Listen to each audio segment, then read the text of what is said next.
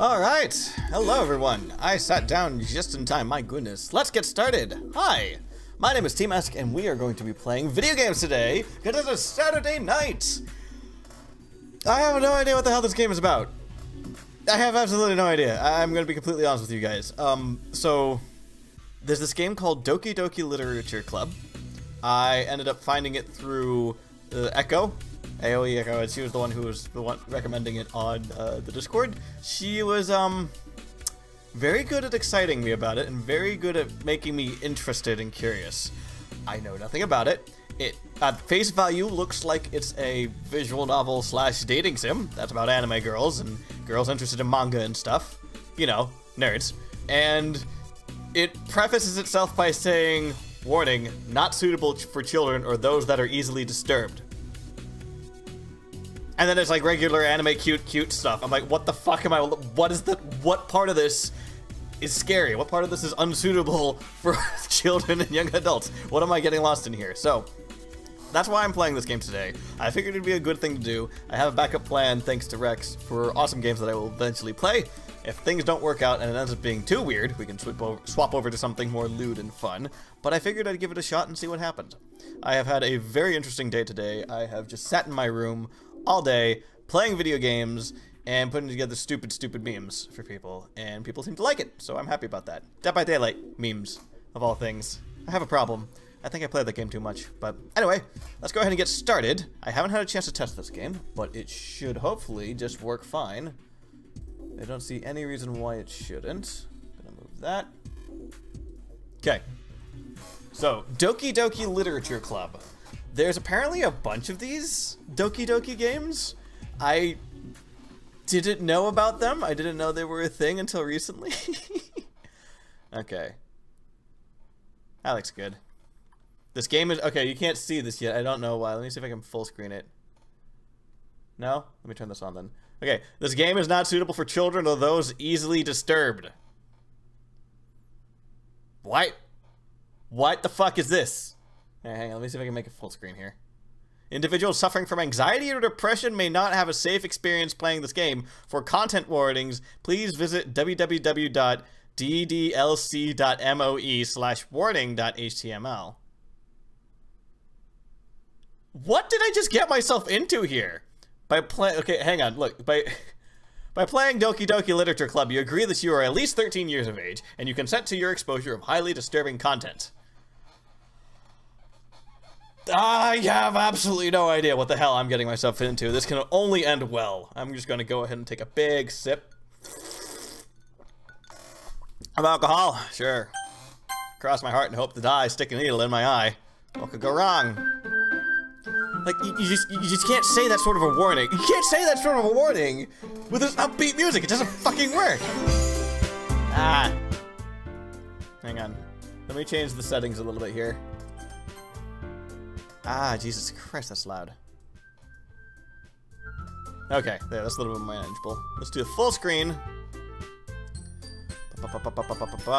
See if that catches. Yeah, I figured I should, there you go. I figured I'd at least show you guys that, because like, what the fuck? What the hell is this shit? Look at this! Look how cutesy this thing is! Like, you got fucking every single anime trope imaginable. You've got Happy Bubbly, Tsundere, Baka Baka, and I don't know, regular person who's the control group here. I have no idea what the hell this game is about. I'm actually kind of concerned. I'm worried I may have gotten myself into something bad. We'll just have to find out, keep a stiff upper lip, and hope nothing bad happens. Please enter your name. Alright, Tmask, that's me. That's me, that's my face. Okay, so it's a visual novel. It's a visual novel. Okay, yes, hi Echo. I'm so glad you could join us. Please share with the class exactly how fucked up this game is going to get. Please, please, please, if things get like super duper bad, warn me. I know there's like one scene where everything just goes downhill forever, but like, other than that, I guess we'll just have to keep at it and figure out what goes on, so, hey! I see an annoying girl running towards me from the distance, waving her arms in the air like she's totally oblivious to any attention she might draw herself. That girl is Sayori, my neighbor and good friend since we were children. She's the girl next door. You know, the kind of friend that you'll never see yourself making today, but it just kind of works out because you've known each other for so long? What?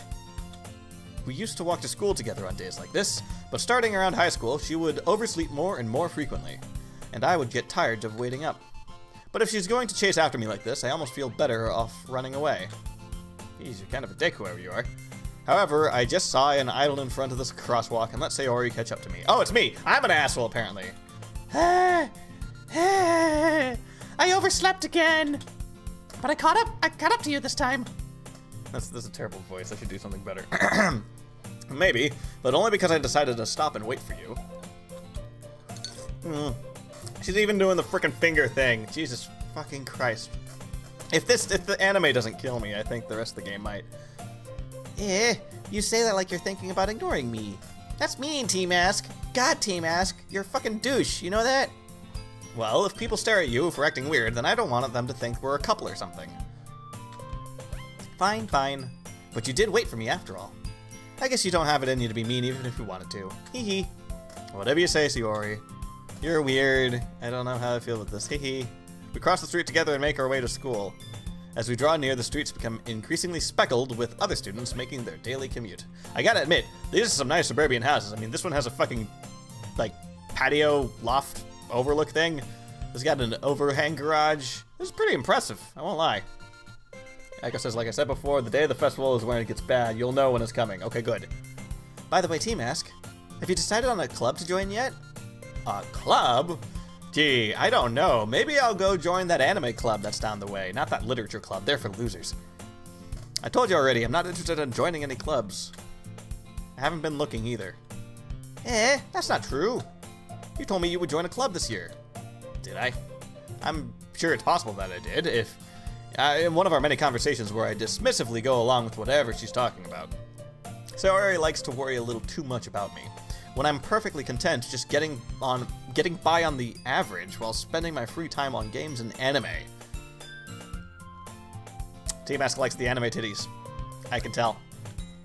I was talking about how I'm worried that you won't learn how to socialize or have any skills before college if you spend all day in the room fapping to anime titties. God, Tmask! Your happiness is really important to me, you know? And I know you're happy now, but I'd die at the thought of you becoming a NEET in a few years because you're not used to the real world. NEET? You trust me, right? You don't make me keep worrying about you. Alright. I'll look at a few clubs if it makes you happy. No promises, though. Will you at least promise me you'll try a little? Yeah, I guess I'll promise that. Yay! Why do I let myself get lectured by such a carefree girl? More than that, I'm surprised I even let myself relent to her. I guess seeing her worry so much makes me want to ease her mind a little bit, even if she does exaggerate everything inside of her head. It's very hard to read words that are not put in the same way that I would normally say them, so I try to finish the sentence and then the words just go differently, so. The school day is as ordinary as ever, and is over before I know it. After I pack up my things, I stare blankly at the wall, hoping for an ounce of motivation. Clubs. Sayori wants me to go check out some clubs. I guess I have no choice but to start checking out some clubs. I'll start with the anime club. Hanit is another word for shut in. We don't know what it stands for. Thank you, Echo. Hello? Sayori? Sayori must have come to the classroom when I was spacing out. I look around and realize that I'm the only one left in the classroom. God damn, I'm bad at being a student. I thought I'd catch you just coming out of the classroom, but I saw you just sitting here, spaced out, so I came in. Honestly, you're even worse than me sometimes. I'm impressed. You don't need to wait up for me if it's going to make you late for your own club. Well, I thought you might need some encouragement, so I thought, you know. Know what? Well, that you could come to my club. Sayori. Yeah? There's no way I'm going to your club. Aw, meanie. Sayori is the vice president of the literature club. Not that I was ever aware that she had any interest in literature. In fact, I'm 99% sure she did it because she thought it would be fun to help start a new club. Since she was the first to show interest after the one who proposed the club, she inherited the title of vice president. That said, my interest in literature is guaranteed to be even less. I don't even read. I don't even look at Playboy magazine for the pictures. Wait, no. Damn, that's a bad joke. I don't even look at Playboy magazine for the articles. There you go. That's what I meant to say. Yeah, I'm going to the anime club. Come on, please. Why do you care so much anyway? Well, I kinda told the club yesterday that I'd be bringing in a new member. And Natsuki made cupcakes and everything. Don't make promises you can't keep. What's wrong with you? I can't tell if Sayori is really that much of an airhead or if she's so cunning as to have all this planned out. I let out a long sigh. Fine, I'll stop by for a cupcake, okay? Yes, let's go. Yay. And thus we're moving the plot along, goddamn. Today marks the day I sold my soul for a cupcake. I dejectedly follow Sayori's across the school and upstairs, a section of the schoolroom I rarely visit, being generally used for third-year classes and activities. Sayori, full of energy, swings open the classroom door. Everyone, the new member is here. I told you, don't call me the new member. I glance around the room. Welcome to the literature club. It's a pleasure to meet you. Sayori is always saying nice things about you. Seriously, you brought a boy? Way to kill the atmosphere. Ah, Tmask, it's a nice surprise. Welcome to the club. All words escape me in this situation. I have 3 beautiful women. Oh my gosh. This club is full of women. Oh, what do I gotta do? I can't talk to a woman's. I'm a nerd. I like anime. I can't talk to real women. It's full of incredibly cute girls. What are you looking at? If you want to say something, then say it. Sorry. Natsuki. The girl with the sour attitude, whose name apparently is Natsuki, is the one I don't recognize. Her small figure makes me think she's probably a first year. She is also the one who made cupcakes, according to Sayori. It's the hair. You can just ignore her when she gets moody. Sayori says that quietly into my ear and then turns back to the other girls. Anyway, this is Natsuki, always full of energy. And this is Yuri. I know what that word means in Japanese. I've been on the internet enough.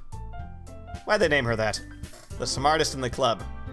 Don't say things like that. Yuri, who appears completely more mature and timid, seems to have a hard time keeping up with the people like Sayori and Natsuki.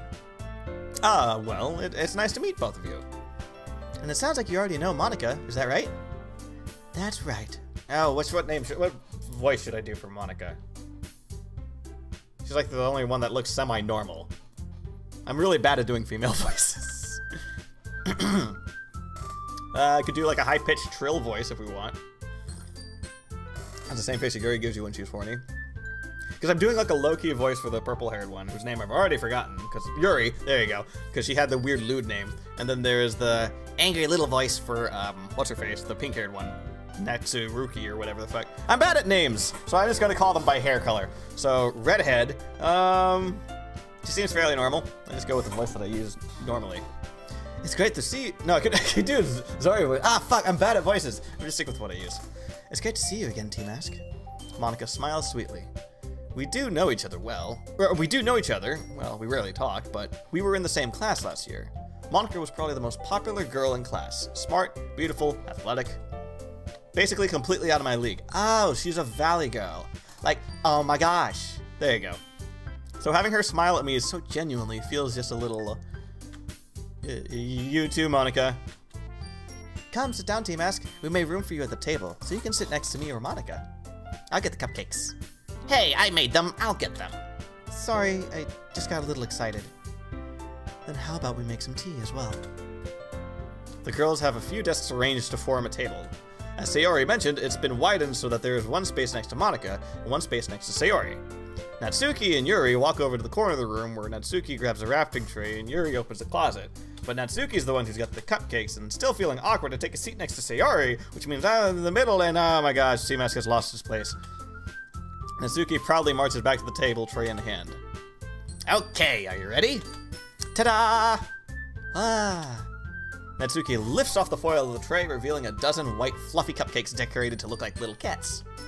The whiskers are drawn with icing, and little pieces of chocolate were used to make the ears. So cute! So far, this game has not... I'm sure this is turning out to be like some sort of massive fake-out, where the game is like purposely like over-the-top cutesy, and then it's gonna get all fucked up. I'm waiting for that moment. Apparently it's coming. I'm waiting. I had no idea that you were so good at baking, Natsuki. Heh, well, you know. Just hurry up and take one. Sayori grabs the first one, and then Monica and I follow. It's delicious. Sayori talks with her mouth full as she already managed to get icing on her face. I turn the cupcake around in my fingers, looking for the best angle to take a bite. Natsuki is quiet. I can't help but notice her sneaking glances in my direction. She wants the D. Is she waiting for me to take a bite? I finally bite down. The icing is sweet and full of flavor. I wonder if she's made it herself. Hey, this is really good. Thank you, Natsuki. Oh, why are you thanking me? It's not like haven't I heard this somewhere before? Baka! Made them for you or anything. Baka! Yeah, okay. Again, she said, pat, pat, pat, this is adorable. Eh? I thought you technically did. Sayori said, well, maybe. But not for you know, you, dummy. Baka! I'm just gonna keep using that. Alright, alright. I give up on Natsuki's weird logic and dismiss the conversation. Oh. Oh, wait. What if it's purposely tropey? What if that's it? What if it's like we're all characters in this world and they become self-aware that they're in a video game? What if it's like Pony Island? That'd be fucked up. Yuri returns to the table carrying a tea set. She carefully places a teacup in front of each of us before setting down the teapot next to the cupcake tray. You keep a whole tea set in this classroom? That's me. Oh, you keep a whole tea set in this classroom? Don't worry. The teachers gave us permission. After all, doesn't a hot cup of tea help you enjoy a good book? I guess. It's Tmask! Oh my god! Hang on, I have to go hug her and kiss her and tell her I love her. Hi! That's cat.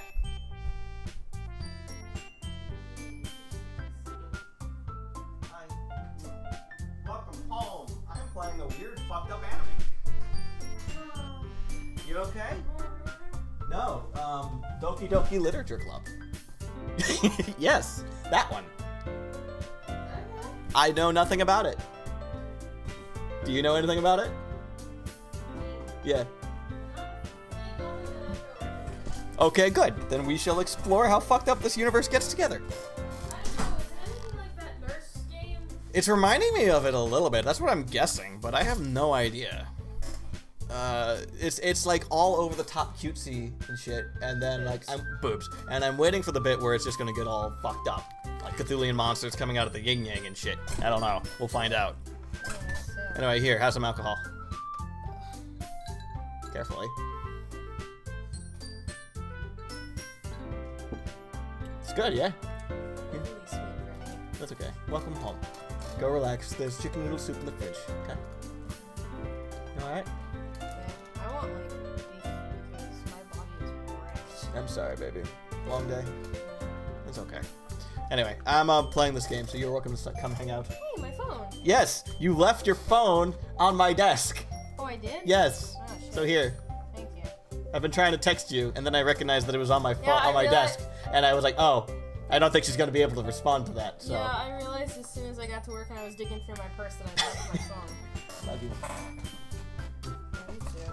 Anyway, so Monica says, don't let yourself be intimidated. Blah, blah, blah. Yuri's just trying to impress you. That's not. Insulted, Yuri looks away. I mean, you know. Baka! No, I believe you. No. Baka is the pink-haired one. Oh, I'm sorry. She's like, I didn't make it for you, dummy. It's just amazing. Well, tea and reading might not be a pastime for me, but at least I enjoy tea. I'm glad. Yuri faintly smiles to herself in relief. Monica raises an eyebrow and then smiles at me. So, what made you consider literature club? I was afraid of this question. Something tells me I shouldn't tell Monica that I was practically dragged here by Sayori. Well, I haven't joined any clubs yet, and Sayori seemed really happy here, so... That's okay. Don't be embarrassed. Like, we'll make sure that you feel right at home, okay? As president of the literature club, it's my duty to make the club fun and exciting for everyone. I can't do a Valley accent for the life of me. Jesus fucking Christ. No, as president of the literature club? Of the literature club, it's my duty to make the club fun and exciting for everyone. Stop! You're making me look bad. Stop! Stop! Let me wallow in my own pity here. I'm bad at voices, okay? I know. Is Tmask gonna jump down the rabbit hole on this one too? I don't know. Am I? You don't have to. No, go get yourself food. You can just watch. Let me do those shitty voices. I'm bad at it. You want to do the shitty voice? Yes, that's why I'm doing. There's like 4, and me. That's easy. Okay.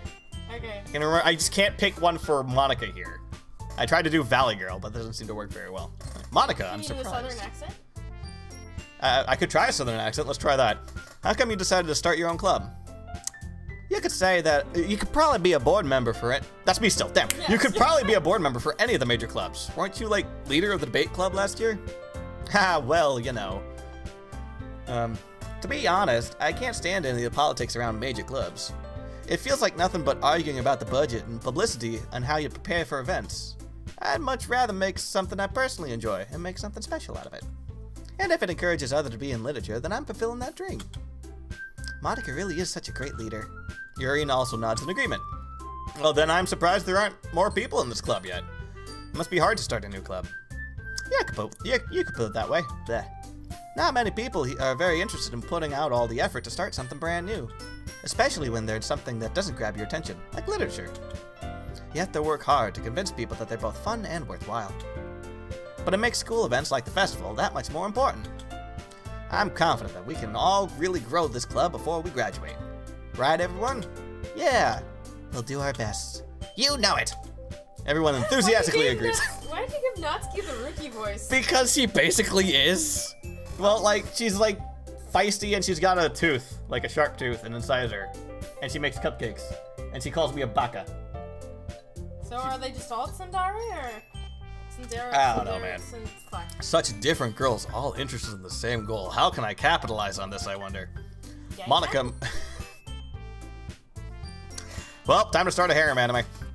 Monica. This not? God, this is like the second harem anime video game I'm playing. Jesus Christ. We're playing the other one. It's literally a harem anime because he just fucks all of them at one point. Monica must have worked really hard to find these three. Maybe that's why they're all so delighted by the idea of a new member joining. Though I still don't really know if I can keep up with the level of enthusiasm about literature. Literature is so hard, and reading is hard. To be fair, I was about to go join an anime club, so... Reading is kind of hard for some people. So. Like me. So, Tmask, what kind of things do you like to read? Porn. Porn. Considering how little I've read these past few years, I don't really have a good way of answering that. Magazines count. Manga. I mutter quietly to myself, half joking. Natsuki head suddenly perks up. Oh shit. Fuck. I perked too hard. He perked too hard, guys. I perked it too hard. He perked, he had fun. That's it, I'm done. Was it good for you? Yes. Natsuki's head suddenly perks up. It looks like she wanted to say something, but then she keeps quiet. Not much of a reader, I guess. Well, I mean, that can change. What am I saying? Manga counts. I spoke without thinking after seeing Yuri's sad smile. Anyway, what about you, Yuri? Well, let's see. Yuri traces the rim of her teacup with her finger. That's not the teacup. That's not the teacup That's she's her tracing. ass. I'm sorry, am I interrupting you? No, it's fine. Okay. It's amazing. just- Do you want a chair? Yeah. Go you get guys yourself some walk in, food. I don't care Cute anymore. butt. My favorites are usually novels that build deep and complex fantasy worlds, like Call of Cthulhu. What? The level of creativity and craftsmanship behind them is amazing to me. And telling a good story in such a foreign world is equally impressive. Yuri goes on, clearly passionate about her reading. She seems so reserved and timid since the moment I walked in, but it's obvious by the way her eyes light up when she finds her comfort in the world of books, not people. But, you know, I like a lot of things. Stories with deep psychological elements such as usually immerse me as well. Isn't it amazing how a writer can so deliberately take advantage of your own lack of imagination to completely throw you for a loop? You trying to tell me something, video game? Trying to tell me something here? Anyway, I've been reading a lot of horror lately. Okay, we get it. It's foreshadowing. All right. Tentacles. Oh my. I read a horror book once. Goosebumps. The Mask That Was Alive. I desperately grasped something I can relate to at a minimum level. At this rate, Yuri might as well have having a conversation with a rack. For fuck's sake, just claim you read a Stephen King book. Really? I wouldn't have expected that, Yuri. For someone as gentle as you. I guess you could say that. I'm gonna murder all of you. But if a story makes me think, or takes me to another world, then I really can't put it down. Are we all trapped inside of another world? Is that what we're implying here? Surreal horror is often very successful at changing the way you look at the world, if only for a brief moment. Am I going to have to go back and play this game and see all those hints? She must have read The House of Leaves, which is a very famous horror book Oh. that fucks with your head.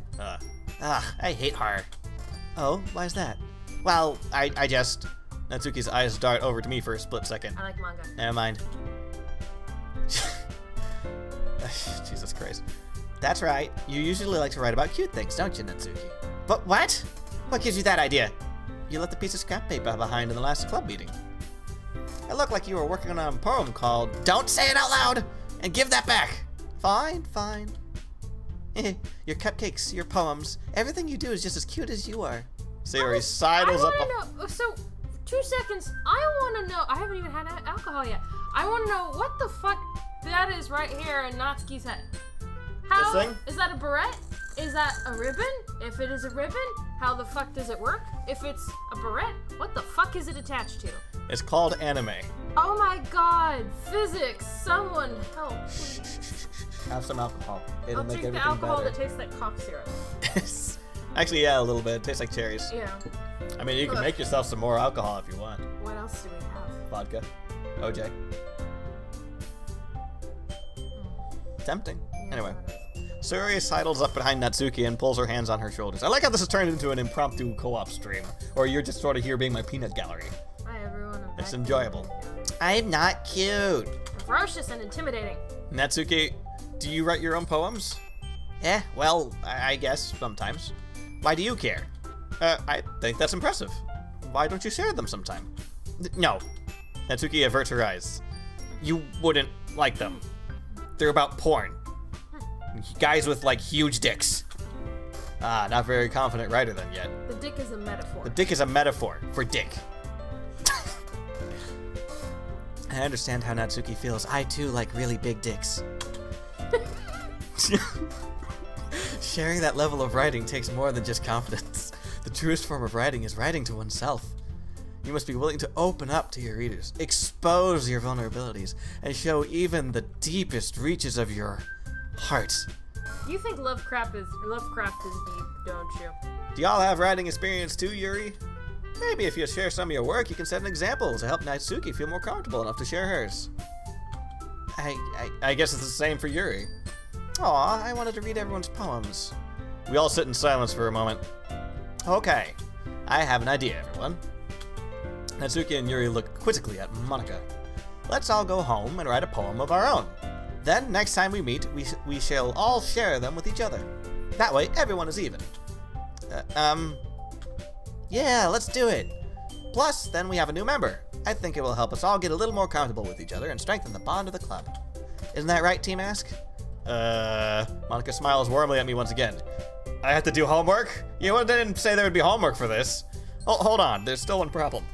Pardon me, Morty. What's that? Now that we're back to the original topic of me joining the club, I bluntly come forth with what's been on my mind the entire time. I never said that I would actually join this club. Sayori may have convinced me to stop by, but I never made any decision. I still have other clubs to look at, and, oh, who am I kidding? This is the only one where it's all women and they're all after my dick. I lose my train of thought. Look how angry they all are. All 4 girls stare back at me with dejected eyes. But, I'm sorry, I thought, Tmask. You all... I'm defenseless against these girls.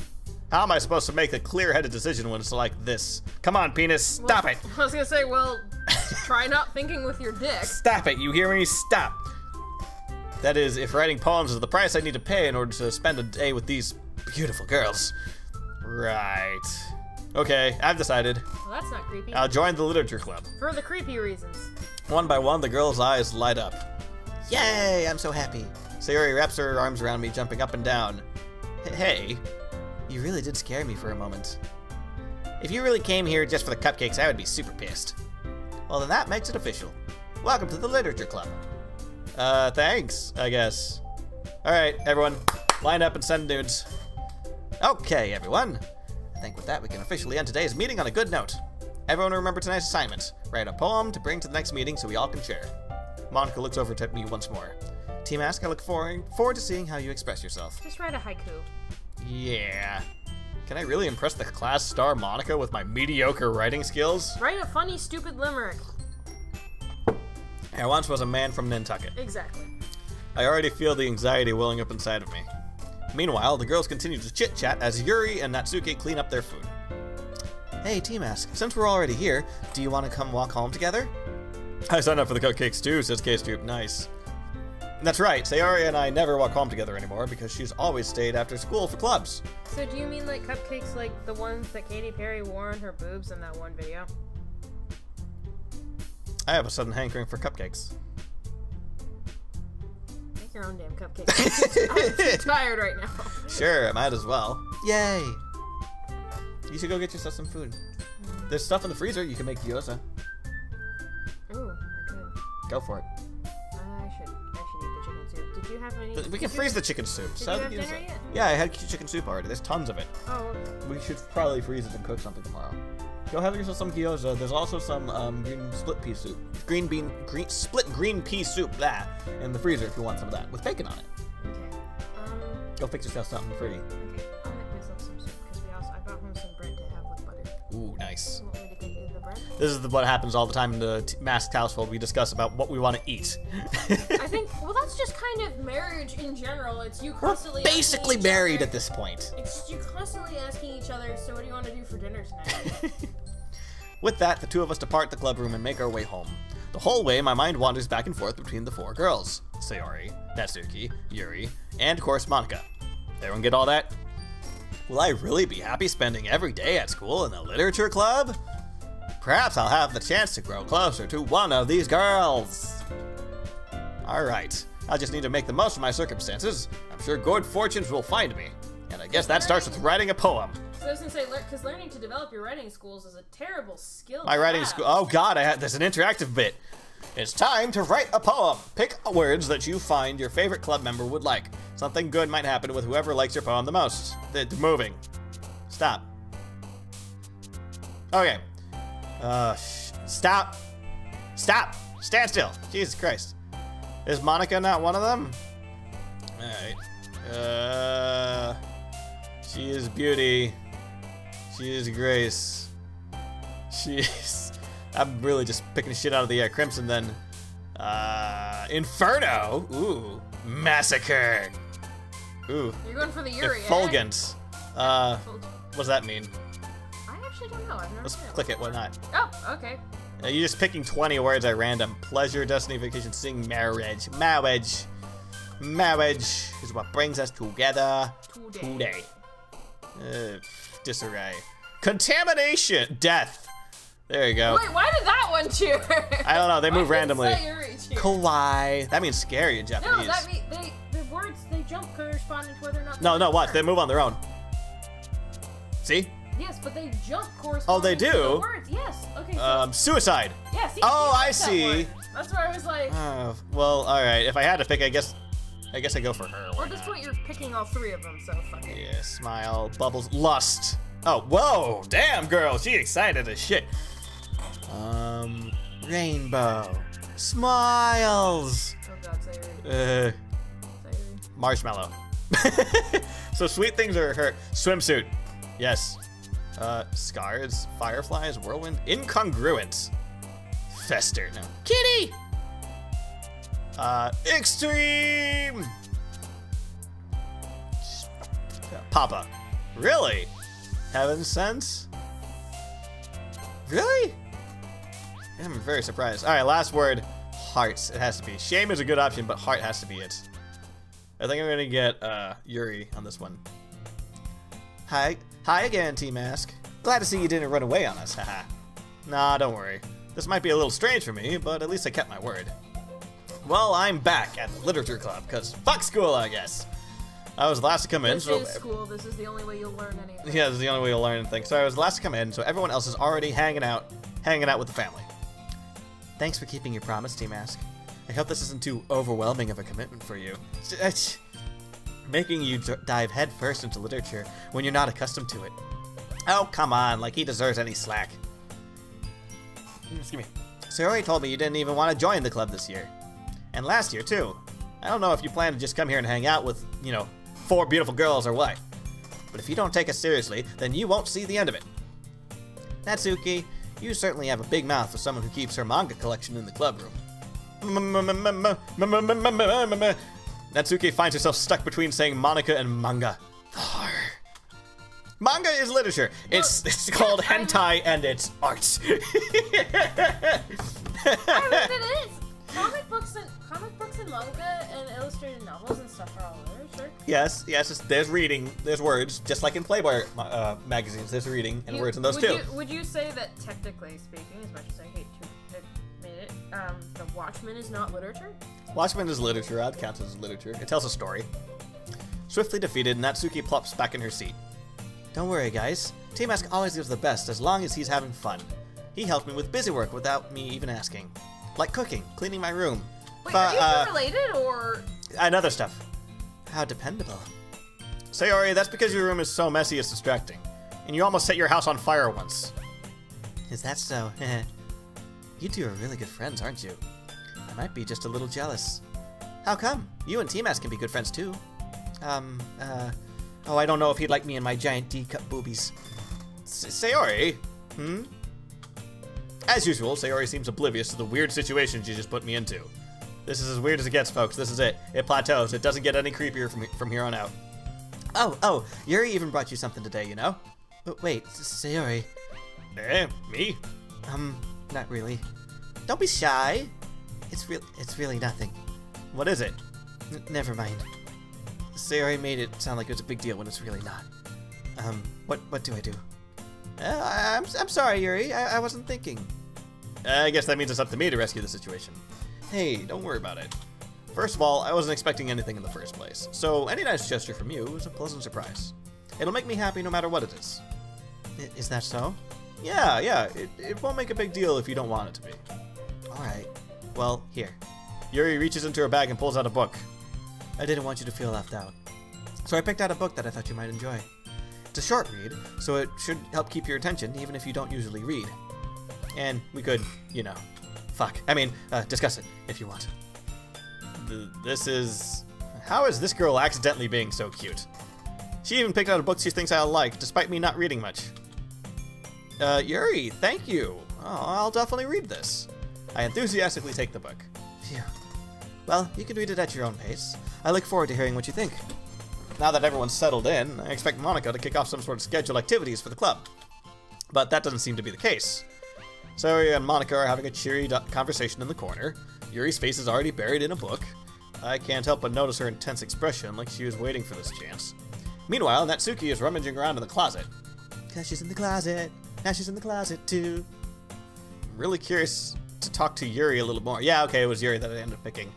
But at the same time, I would feel bad from distracting her from her reading. Here, hang on.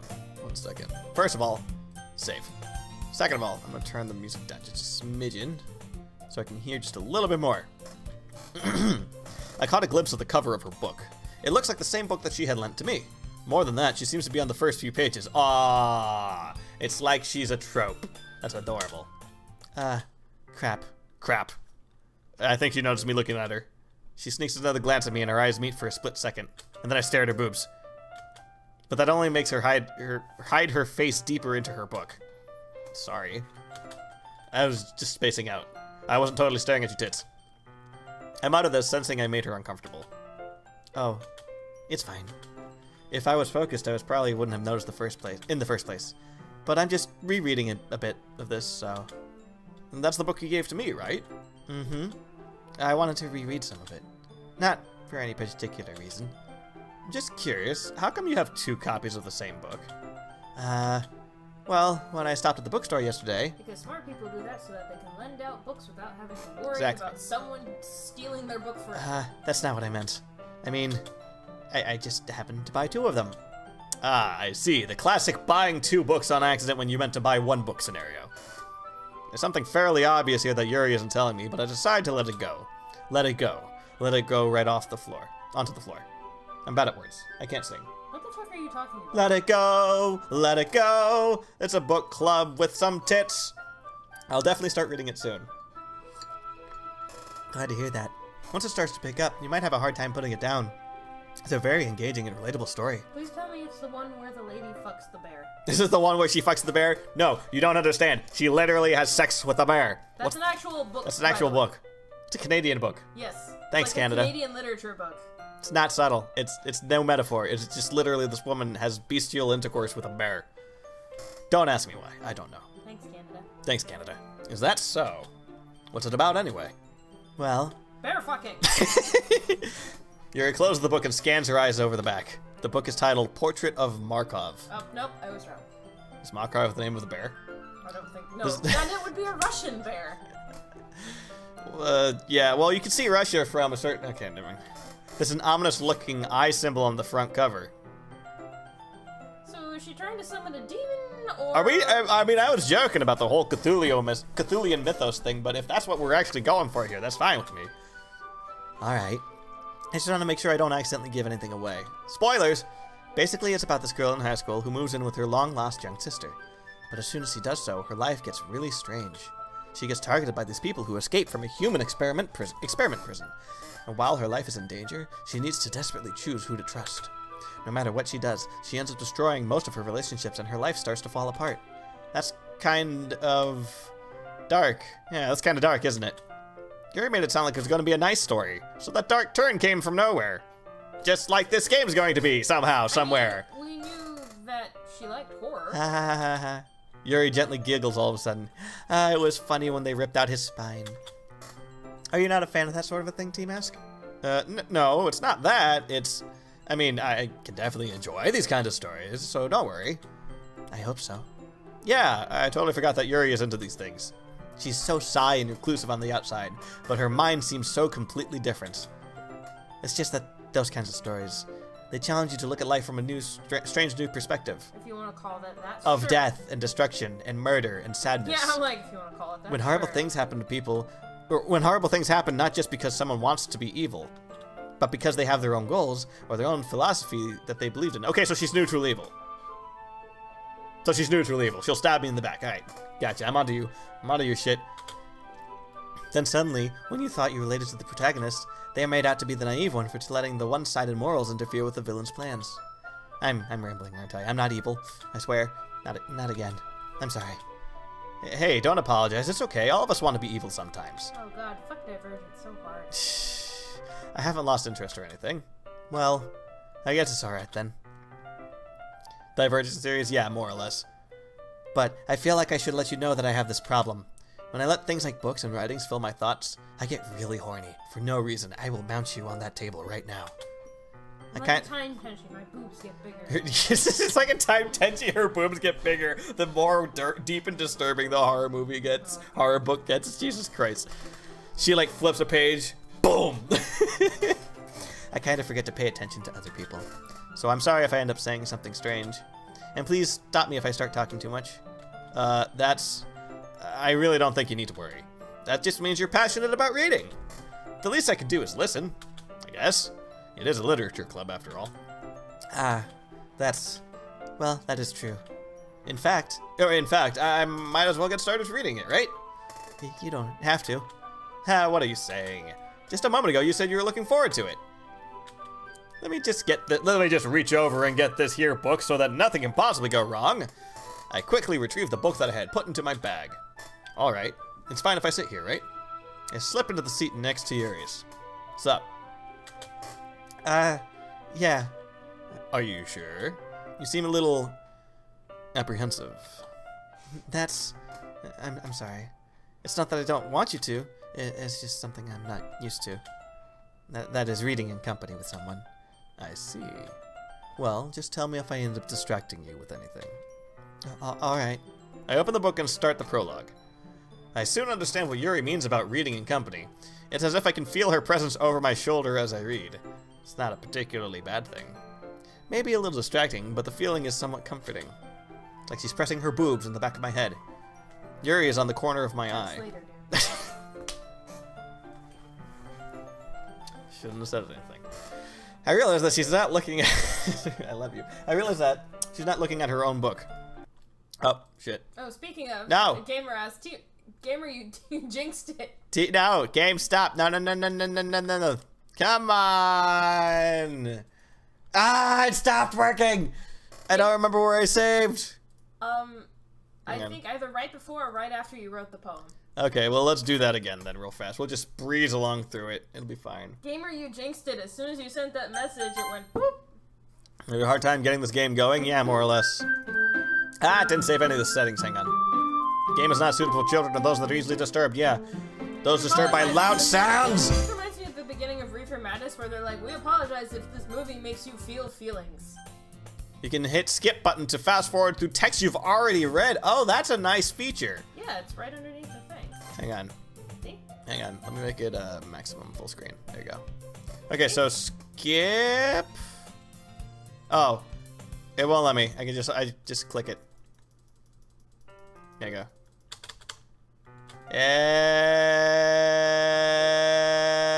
What's history do?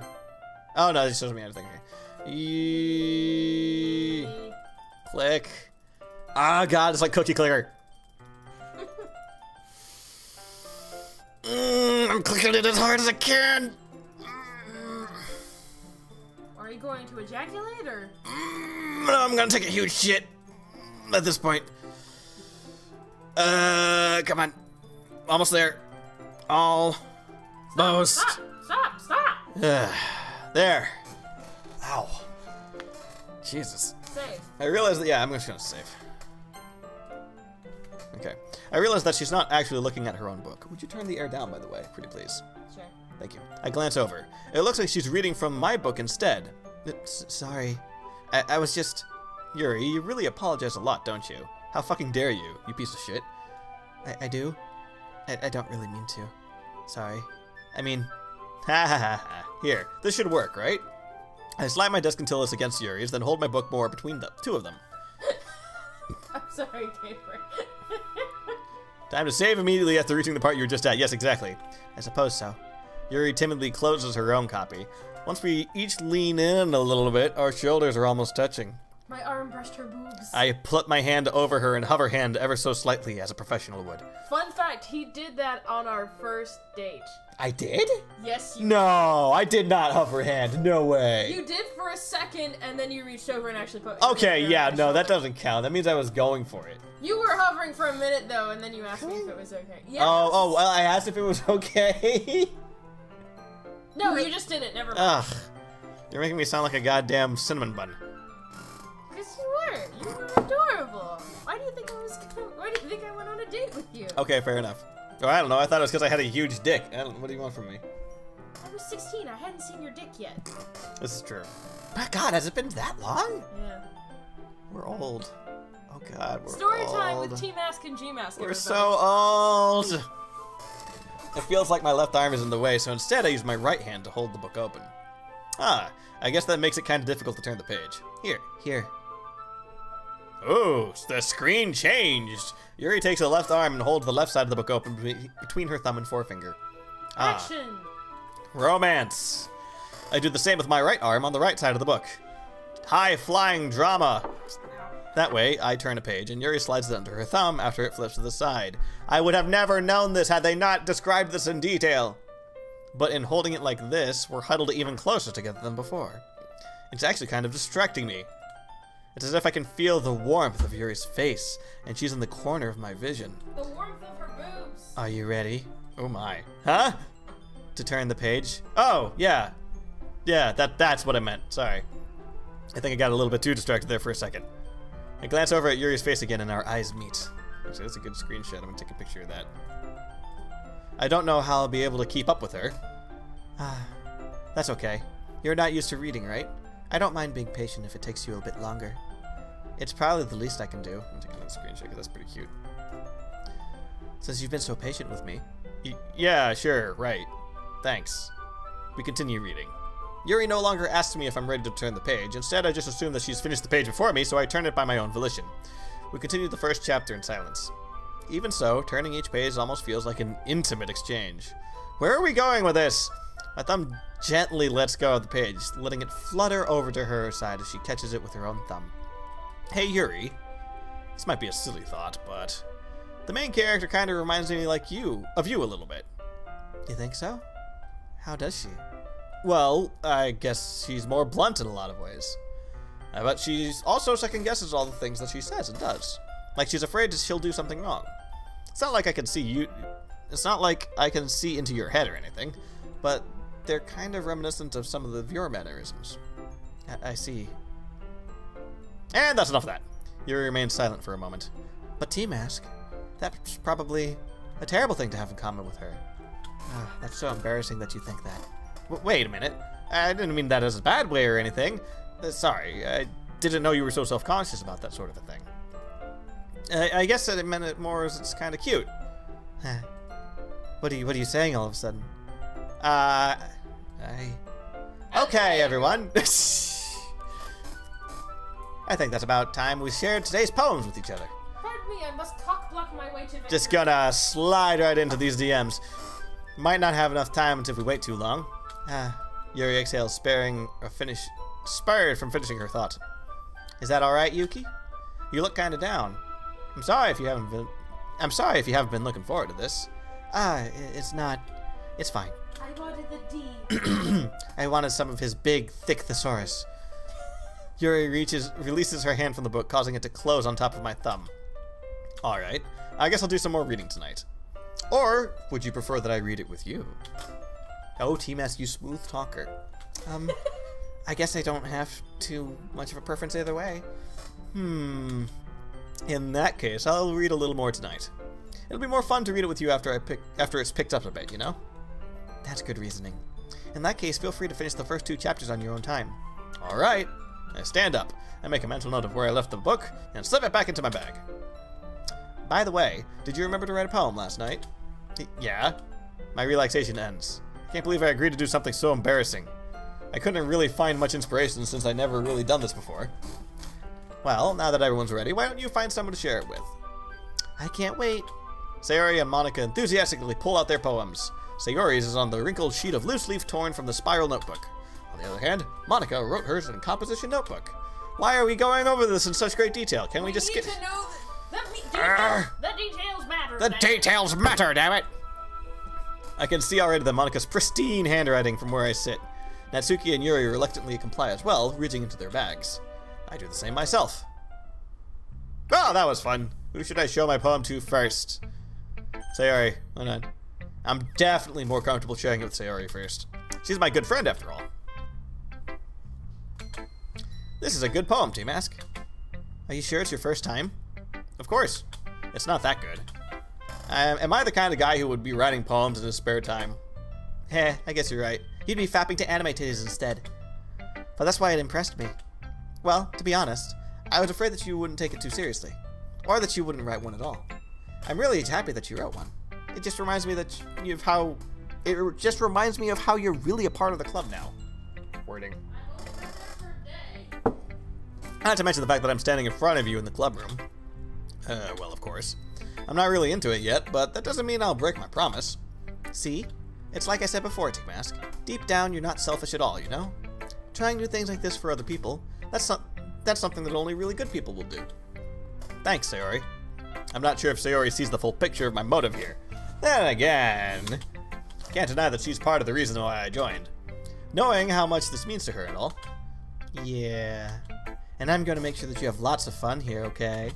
That'll be my way of thanking you, personally. Alright, I'm going to hold you up to that then. Yay! Now, you'll read my poem too, right? Don't worry, I'm really bad at this. Heh. We'll see about that.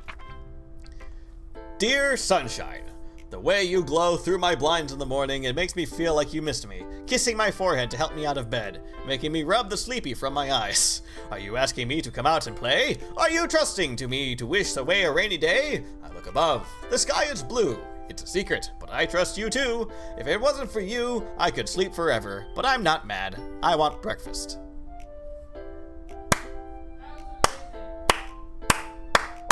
Beautiful. Amazing. Bravissimo. Wow. Mwah. Fantastic. Click us out of the poem area to continue. Sayori, this is just a guess, but did you wait until this morning to write this? No. Just a little bit. You can't answer just a little bit to a yes or no question. I forgot to do it last night. Well, at least it makes me feel a little better about myself. Don't be mean. I still tried my best. Yeah. I didn't mean to say that it was a bad poem. It came out nice, or how should I put it? It sounds just like you. Really? Yeah. Especially the last line. I made eggs and toast. Even though you were late for school? It's bad to skip breakfast. I get all cranky. Well, I guess there's no point in arguing. Anyway, thanks for showing it to me. Hey, this is so much fun. Monica's the best. Yeah. But next time I won't forget. And I'm going to write the best poem ever! Well, I guess I look forward to it then. Alright. Let's go down the list of Natsuki next. Well, it's about what I expected from someone like you. That's a little blunt. Well, excuse me, princess. It's not like I said it was bad. I just didn't evoke any emotions. So basically it's not cute enough for your tastes? Do you want to get smacked? I'll pass. Well, anyway, I guess I need to show you mine. Not that you'll like it. Baka. Eagles can fly. Monkeys can climb. Crickets can leap. Horses can race. Owls can seek. Cheetahs can run and drink whiskey. Eagles can fly. People can try. But that's about it. Okay. Yeah, I told you that you weren't gonna like it. I like it. What? Just be honest. I am. Why are you so convinced that I wouldn't like it? Well, because everyone in high school thinks that writing has to be all sophisticated and stuff. So people don't even take my writing seriously. But isn't the point of poems for people to express themselves? That's me. Your writing style wouldn't make your message any less valid. Yes, exactly. I like when it's easy to read, but it hits you hard. Like in this poem. Seeing everyone running around doing great things can be really disheartening, so I decided to write about it. Yeah, I can understand that. But the other nice things about simple writing is that it puts more weight on the wordplay. I like to set up a rhyme at the end, but then make it fall flat on purpose. It helps bring out the feeling in the last line. So you did. I guess more went into it than I realized. I actually didn't think about that, but okay. That's what it means to be a pro. I'm glad that you learned something. Didn't expect that from the youngest one here, did you? Yeah, guess not. What, you didn't like that poem, K-Stroop? You didn't think it was that good? I thought it was fantastic, apparently, according to my character dialogue here.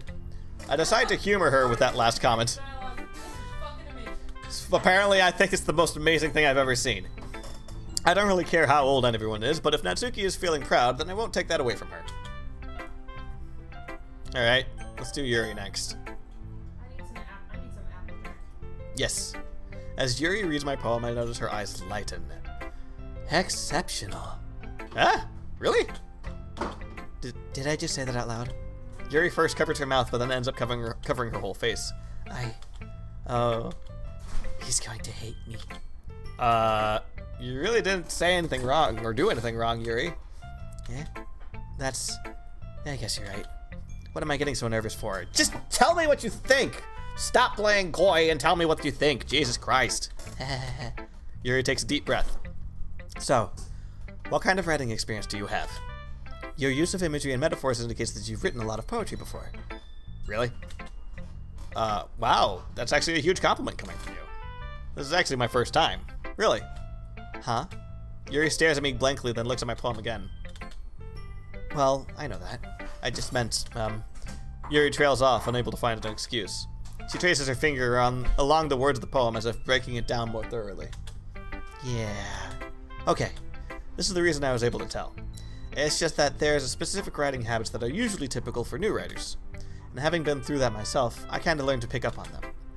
I think the most notable thing I recognize with new writers is that they try to make their style very deliberate. In other words, they tend to pick a writing style separate from the topic matter, and they form-fit the two together. The end result is that both style and the expressiveness are weakened.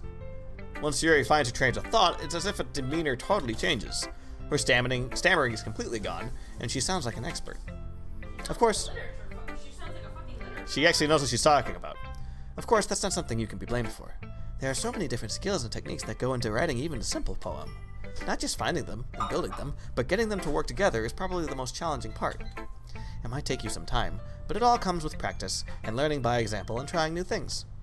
I also hope that everyone in the club gives you a valuable feedback. Natsuki can be a little biased, though. Biased? How? Well, never mind. I shouldn't be talking about people like that. Sorry. It's fine. I'm not sure if Yuri is apologizing to herself, to me, or to Natsuki. Do you mind if I read your poem now? Please do. I'd love to share my thought process behind it. Oh my gosh. Yuri smiles dreamingly, as if that's a rare opportunity for her. This poor child needs to talk to more people. Which itself is kind of funny.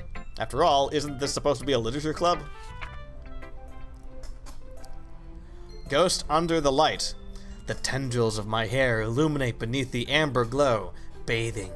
It must be this one.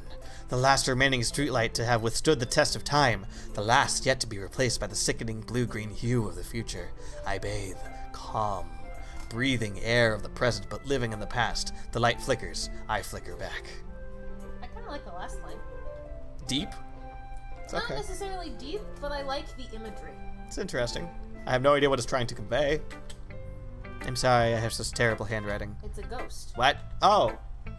It says ghost. It's a ghost in the title. That's why she said the light flickers. I flicker back. Oh. That makes more sense. I'm dumb. I haven't had alcohol. I wasn't thinking that at all. But it looks like it took you a long time to read it. That's because I'm dumb. Well, I just don't read script very often. I actually think your handwriting is very pretty. Yeah? That's a relief. Also, I liked the poem. Even though it's short, it was really descriptive. It wasn't too short. I usually write longer poems. Not at all. I'm really glad you liked it. I'll be honest. Since it's our first time sharing, I wanted to write something a little more mild. Something easy to digest, I suppose. Something with less anal. I love you.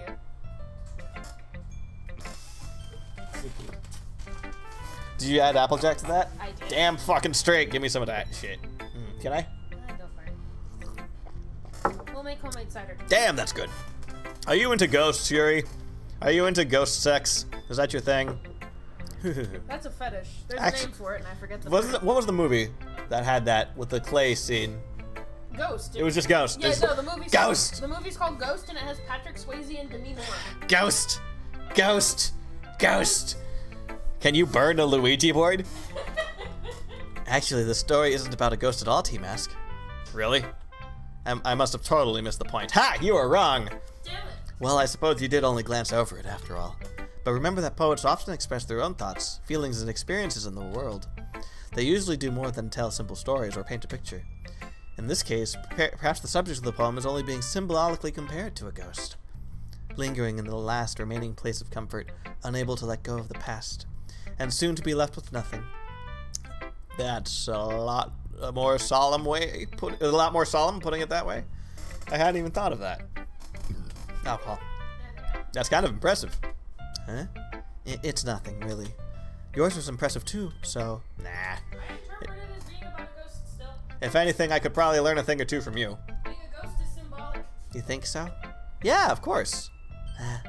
You know, I was really nervous about doing all this, but in the end, I enjoyed it. I'm just gonna go ahead and save. God damn it, Yuri, write more horror porn. Yeah, really? Ooh, that smells good. But I'm going to keep doing my best for you, Tmask. Me too. Okay, last one. To Monica, then. Hi, Tmask. Having a good time so far? Yeah. Good. Glad to hear it. By the way, since you're new and everything, if you could have a suggestion for the club, like new activities or things that we can do better, I'm always listening. Don't be afraid to bring things up, okay? Alright, I'll keep that in mind. Of course, I'll be afraid to bring things up. It's a baguette. It's a baguette. I don't know where to put it. I noticed. You're just waggling it around in front of me. Like you're expecting me to stick it in my mouth or something. Wiggling the dick. Penis. I'm much better off just going with the flow until I get settled in. Anyway, want to share your poem with me? It's kind of embarrassing, but I guess I have to. Ha ha ha, don't worry, Tmask. We're all a little embarrassed today, you know? But that's the sort of barrier that we'll all learn to get past soon. Say, this is admittedly a good icebreaker. Yeah, that's true. I hand Monica my poem. Mm-hmm. Great job, Tmask. You didn't even read it. I was gonna say oh in my head while reading it. It's really metaphorical. Ooh. Oh. I'm not sure why, but I didn't expect you to go for something so deep. I guess I underestimated you. It's easiest for me to keep everyone's expectations low. That way, it always counts when I put in some effort. Ah, that's not very fair. Well, I guess it worked anyway. You know that Yuri likes this kind of writing, right? Writing that's full of imagery and symbolism. Unlike Sayori, who likes simple and direct words to describe happiness and sadness, Yuri likes it when readers are left to derive their own meaning out of it. It's very challenging to write like that effectively, both allowing people to get something out of it just by feel, or letting them deeply analyze all of the nuances. It can take years of practice, which I'm assuming Yuri has at this point. I never really asked, though. I'm sure I'm nowhere near her level yet. Don't worry so much about it. You do your own thing. You do you, Bo. Just keep exploring. Learn by trying new things. I'm sure I'll end up trying different things a lot. Could take a little while before I start to feel comfortable doing this. That's okay. They're talking about sex. Oh shit, you're right. I'd love to see you try new things. Oh my god, you're right. Yep. That's the best way to find this kind of style that suits you. Everyone else might be a little bit biased towards their own kinds of styles, but I'll always help you find what suits you the most. So don't force yourself to write the way everyone else wants you to write. It's not like you to worry about impressing them or anything. Haha. Haha. Anyway, do you want to read my poem now? Don't worry, I'm not very good. You sound pretty confident for someone who claims not to be very good. Well, that's because I like to sound confident. It doesn't mean that I always feel that way, you know? I see. Well, let's read it then. Oh, scroll. Hole in the wall. It couldn't have been me. See the direction the spackles protrudes? A noisy neighbor? An angry boyfriend? Is it about death? I'll never know. I wasn't home. I peer inside for a clue. No, I can't see. I reel, blind, like a film left out in the sun. But it's too late. My retina's already scorched with a permanent copy of a meaningless image. It's just a little hole. It wasn't too bright. It was too deep, stretching forever into everything. A hole of infinite choices. I realize now that I wasn't looking in, I was looking out. And he, on the other side, was looking in. Is this Cthulhu? So, about that Lovecraftian references. Well, shit. We're getting some weird Lovecraft shit here. Yeah, so, way more so than with your right? Surprising. So, what do you think? It's very freeform, if that's what you call it. Sorry, I'm not really the right person to ask for feedback. Haha, that's okay. Yeah, this kind of style has gotten pretty popular nowadays. That is, a lot more poems have been putting emphasis on the timing between words and lines. When performed out loud, it can be really powerful. Also, she likes slam poetry. Oh, was that the inspiration behind this one? Well, I'm not sure if I know how to put it. I guess you could say that I had some kind of epiphany recently. It's been influencing my poems a bit. An epiphany? Yeah, something like that. I saw the infinite and despaired. It's my all-seeing eye dog. I have gazed into the infinite and it is me. I am the good boy. I'm kind of nervous about talking about deep stuff like that because it's kind of coming out strongly. Maybe after everyone is better friends with each other. Anyway, here's Monica's writing tip for the day. Sometimes, when you're writing a poem or a story, your brain gets too fixated on a specific point. If you try so hard to make it perfect, then you'll never make any progress. Just force yourself to get something down on the paper and tidy it up later. That's actually good advice. Yeah, no, get it out first and then clean it up. The writers actually give good advice. I mean, I guess they were just sort of stalling until they get to the fucked up shit. Another way to think about it is this. If you keep your pen in the same spot too long, you'll just get a big dark puddle of ink. From which Cthulhu will arise. I'm glad you went there too. So just move your hand and go with the flow. Automatic writing. That's my advice for the day. Thanks for listening. Sorry, I'll stop. Oh, you're fine. Phew. I guess that's everyone. I glance around the room. That was a little more stressful than I anticipated. It's as if everyone is judging me for my mediocre writing abilities. Everyone said you were great. Even if they're just being nice, there's no way my poems can stand up to theirs.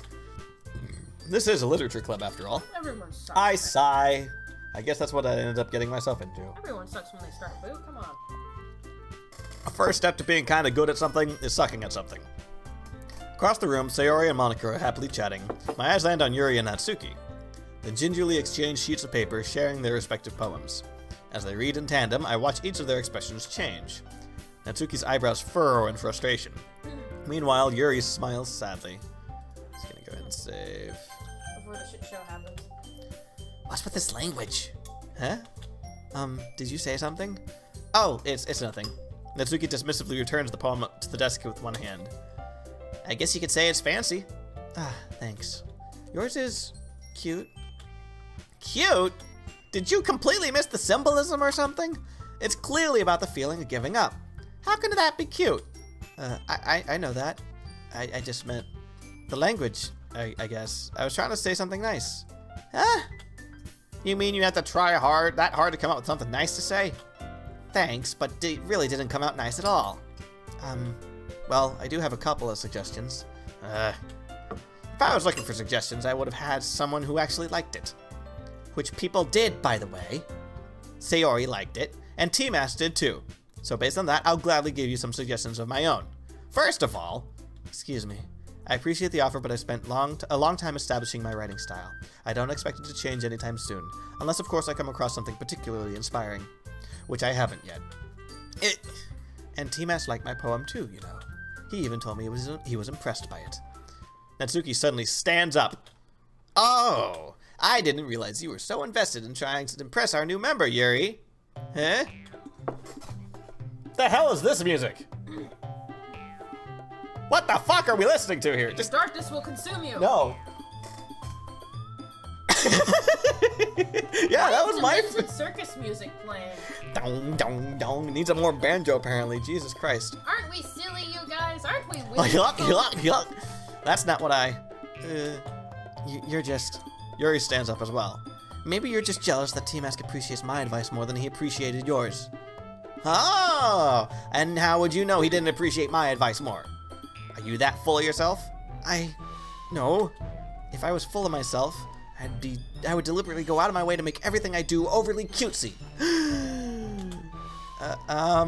Is everyone okay? Well, you know what? I wasn't the one whose boobs magically grew a size bigger as soon as Tmask started showing up. I told you, she's a time tenchi. She's a time tenchi with boobs, but it's for fucking horror or some stupid shit like that. Jesus Christ. Natsuki? Natsuki, that's just a little... This doesn't involve you! I don't like fighting, guys. Suddenly both the girls turned towards me as if they just noticed I was standing there. Tmask? She's trying to make me look bad. That is not true. She started it. If she could get over herself and learn to appreciate the simple writing is more effective, then this wouldn't have happened in the first place. Maybe you should just go date Sayuri because she's dumb, but she's not a dick. Yeah, really. Jesus Christ, guys. What's the point of making your poems all convoluted for no reason? You know, I'm leaning more towards what's her name? The redhead character. Sayuri? No, not Sayuri, the other one. Natsuki? Monica? Monica, that was yeah, the thing. Monica's the least interesting. She seems like, you know, the most level-headed here. The meaning could jump out at the reader, not force them to figure it out. Help me explain that to her, Tmask. No, I agree with Wait. Monica. Everyone has different styles. There's a reason that we have so many deep, expressive words in our language. It's the only way to convey complex feelings and meaning the most effectively. Avoiding them is not unnecessarily limiting yourself, it's also a waste. You understand that, right, Tmask? Don't make me pick. Well? How did I get dragged into this? It's not like I know anything about writing. But whomever I agree with, they'll probably think more highly of me. Sayori, help me! Natsuki? Natsuki glares at me, drying up any words I had in my mouth. So instead I turned to Yuri. Yuri! But Yuri's expression is so defenseless that I can't bring myself to say anything to her. Sayori! Eh? Yeah! Everyone's fighting is making Sayori uncomfortable. How can the two of you keep fighting when you know you're making your friends feel like this? Tmask? Well, that's her problem. This isn't about her. I agree. It's unfair for others to interject their own feelings into our conflict. Then why are you dragging me into it? Yeah, unless Sayori wants to tell Yuri what a stuck-up jerk she's being. She would never. And we're back. It's your immaturity that made her upset in the first place. Excuse me? Are you listening to yourself? This is exactly why. Exactly why nobody likes... Stop! Natsuki, Yuri, you guys are my friends. I just want everyone to get along and be happy. My friends are wonderful people, and I love them because of their differences. Natsuki's poems, they're amazing because they give you so many feelings with just a few words. And Yuri's poems are amazing because they paint beautiful pictures in your head. Everyone's so talented. Why am I bringing this crappy, like, last night's homework as a way of combining our forces and making friends? Why are we making friendships over homework? This is the only character development we have for these characters. We have no inkling as to what they are like, so we just have to go off of their fucking poems. Everyone's... Also, A, why are they taking this so seriously? And B, did they not hear Monica talk about how everyone has a different style, and so it really depends on what exactly you're trying to achieve, like, whether or not you achieved it? Like, I can like Stephen King books, and I can like Terry Pratchett books, but they're not the same style of writing, but I like them both. But they accomplished what they tried to do in their own way. Everyone's so talented. So why are we fighting? Because, well, Also, they're both dicks. Natsuki's cute, and there's nothing wrong with that. And Yuri's boobs are the same as they always are. Massive. Big and beautiful. There you go. Sayori's not my favorite. Sayori is my favorite. Okay, I'm just taking a screenshot of that. What do you mean? Sayori? Sayori stands up triumphantly. Monica stands behind her with a bewildered expression. I'll make some tea. Yuri rushes off. Natsuki sits down with a blank expression on her face, staring at nothing. So this is why Sayori is vice president. I whispered to Monica. She nods in return. To be honest, I might come off as a good leader and I can organize things, but I am not very good with people. I couldn't even bring myself to interject. As president, that's kind of embarrassing of me. Nah, it's not like I can blame you. I wasn't able to say anything either. Well, I guess that just means Sayori is amazing in her own way, isn't she? You can say that. You two should fuck. You should fuck. She might be an airhead, but sometimes she's weirdly suspicious that she knows exactly what she's doing. I see. Take good care of her, okay? I would hate to see her get herself hurt. That makes two of us. You can count on me! Wait, who are you? Monica smiled sweetly at me, causing my stomach to knot. Such a genuine person really does make a good president, regardless of what she says. If only I could get the chance to talk to her some more. Okay, everyone. It's just about time for us to leave. It's 7:30 in the afternoon. Time for us to go home. Good night. It's 2:30! How do y'all feel about sharing poems? It was a lot of fun. Well, I'd say it was worth it. It's alright. Well, mostly. Tmask, how about you? Yeah, I'd say the same. It was neat to talk. It was a neat thing to talk about with everyone. Awesome. In that case, we'll do the same thing tomorrow. Fuck! And maybe you'll learn something from your friends too. So your poems will turn out even better. I think to myself, I did learn a little more about what kind of poems everyone likes. With any luck, that means I'll be able to at least do a better job impressing those that I want to impress. That's the only reason to write poetry. Yeah, obviously. I nod to myself with newfound determination. Well, admittedly, that is the reason to write poetry according to Robin Williams and Dead Poets Society. Never saw that movie. Really? Never saw Dead Poets. There's a bit where he said, don't say very tired, say exhausted. Don't say very hungry, say ravenous. Words were invented for wooing women, and laziness in this endeavor, gentlemen, simply will not do. Ooh, or something like that. Spicy. Tmask, ready to walk home? Sure, let's go. So apparently he was correct. Sayori beams at me. It truly has been a while since Sayori and I have spent this much time together. We've spent less than 2 days together. Jesus. I can't really say I'm not enjoying it either. Sayori, about what happened earlier. Huh? What do you mean? You know, between Yuri and Natsuki, does that kind of thing happen often? No. That really is the first time I've ever seen them fight like that. It's because there's a guy in the midst. I promise they're both wonderful people. You don't hate them, do you? Their lives revolve around the dick. No, I don't hate them. I just wanted your opinion, that's all. I'm trying to figure out a way to organize a threesome between them, and I wanted your opinion. I can see why they'd make good friends with you. Phew. You know, Tmask, it's nice that we've gotten to spend this much time with you in the club. But I think seeing you get along with everyone is what makes me the happiest. And I think everyone really likes you, too. That's, every day is going to be so much fun. Sigh. It looks like Sayori still hasn't caught into the kind of situation that I'm in. Sure, being friends with everyone is nice, but does it really need to stop there? That's weird. Well, like, my character's a huge creeper in this one. Yeah. Well, we'll just have to see what the future holds, Sayori. Oh my god! He's a nice guy. Oh my god! All he needs is a fedora and a lady. Oh no! He's a fucking nice guy. Oh, because literally, that's exactly what he's doing. He's trying to impress the girls and get close to them so that he can bang them. You're not wrong. But he's not telling them that he wants to bang them. He's just trying to get close to them. I pat Sayori on the shoulder. I said that more to myself than to her, but it's easy to use Sayori as an internal monologue sometimes. Okay. Yeah, let's do this.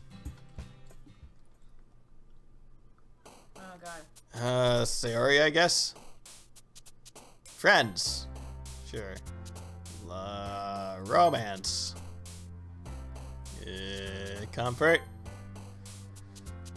Skirt. Oh, really? Oh, damn. Doki Doki! Damn it. Amazing? Yeah. Family. Intellectual. Oh, shit. Sounds bad. Sunny. Yes. Childhood.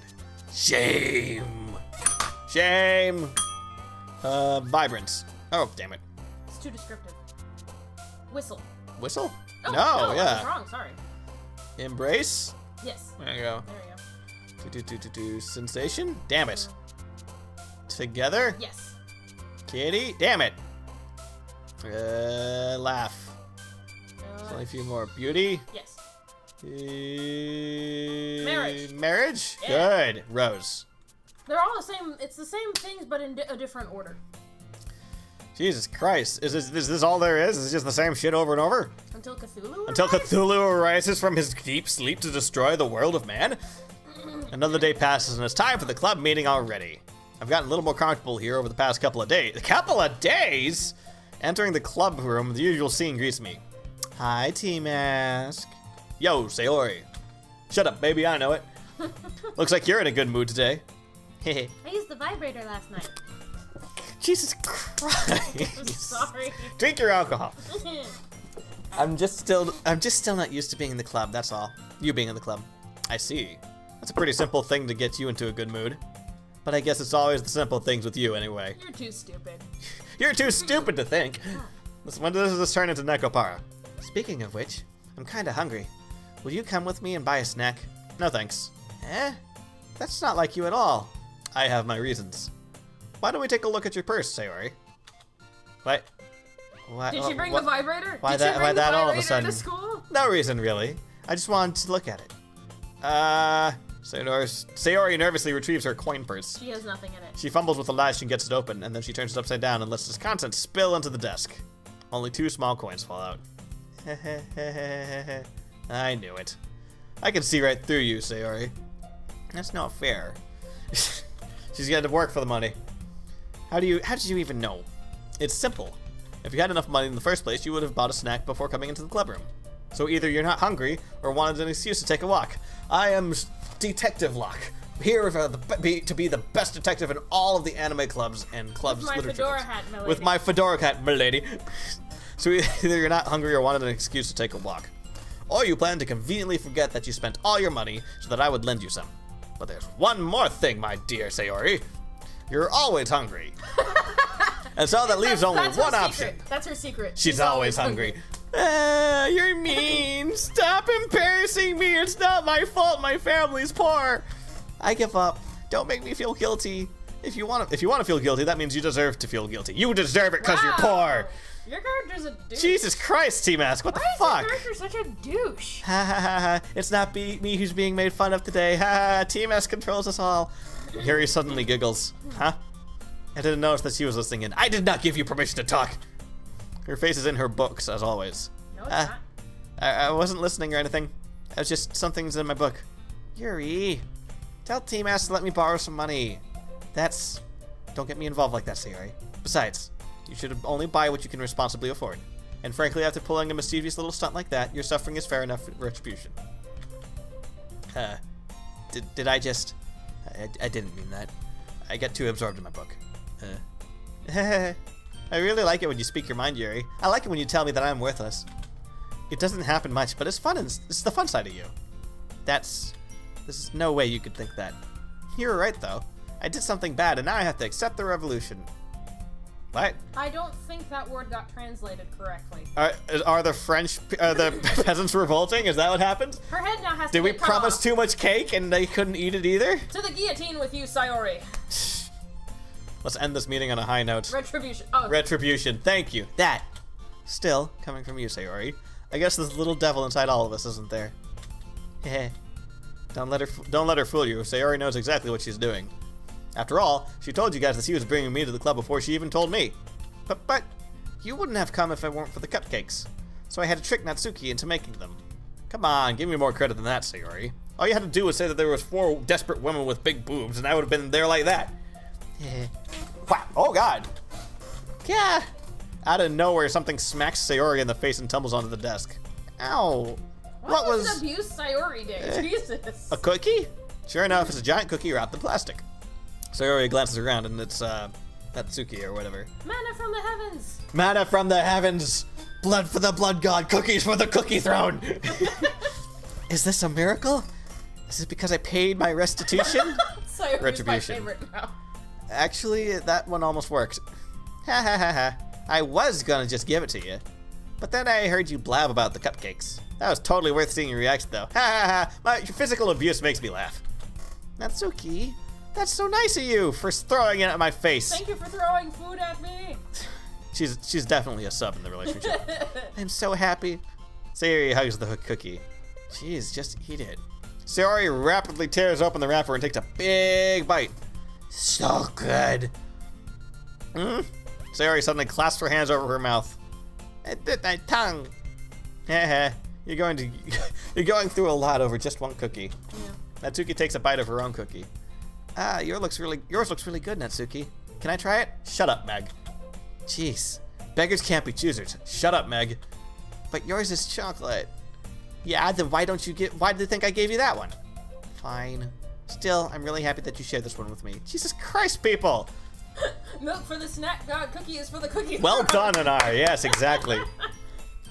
Sayori gets out of her seat and goes behind Natsuki, then wraps her arms around her. Are we gonna see it? I'm a little scared. Ah, jeez. Not in public. I get it. Cookie still in hand, Natsuki reaches up to nudge Sayori off of her. He's gonna bite the cookie. Yep. Sayori suddenly leans down and takes a bite of Natsuki's cookie. I know this game. Hey! I used to play this game. You did.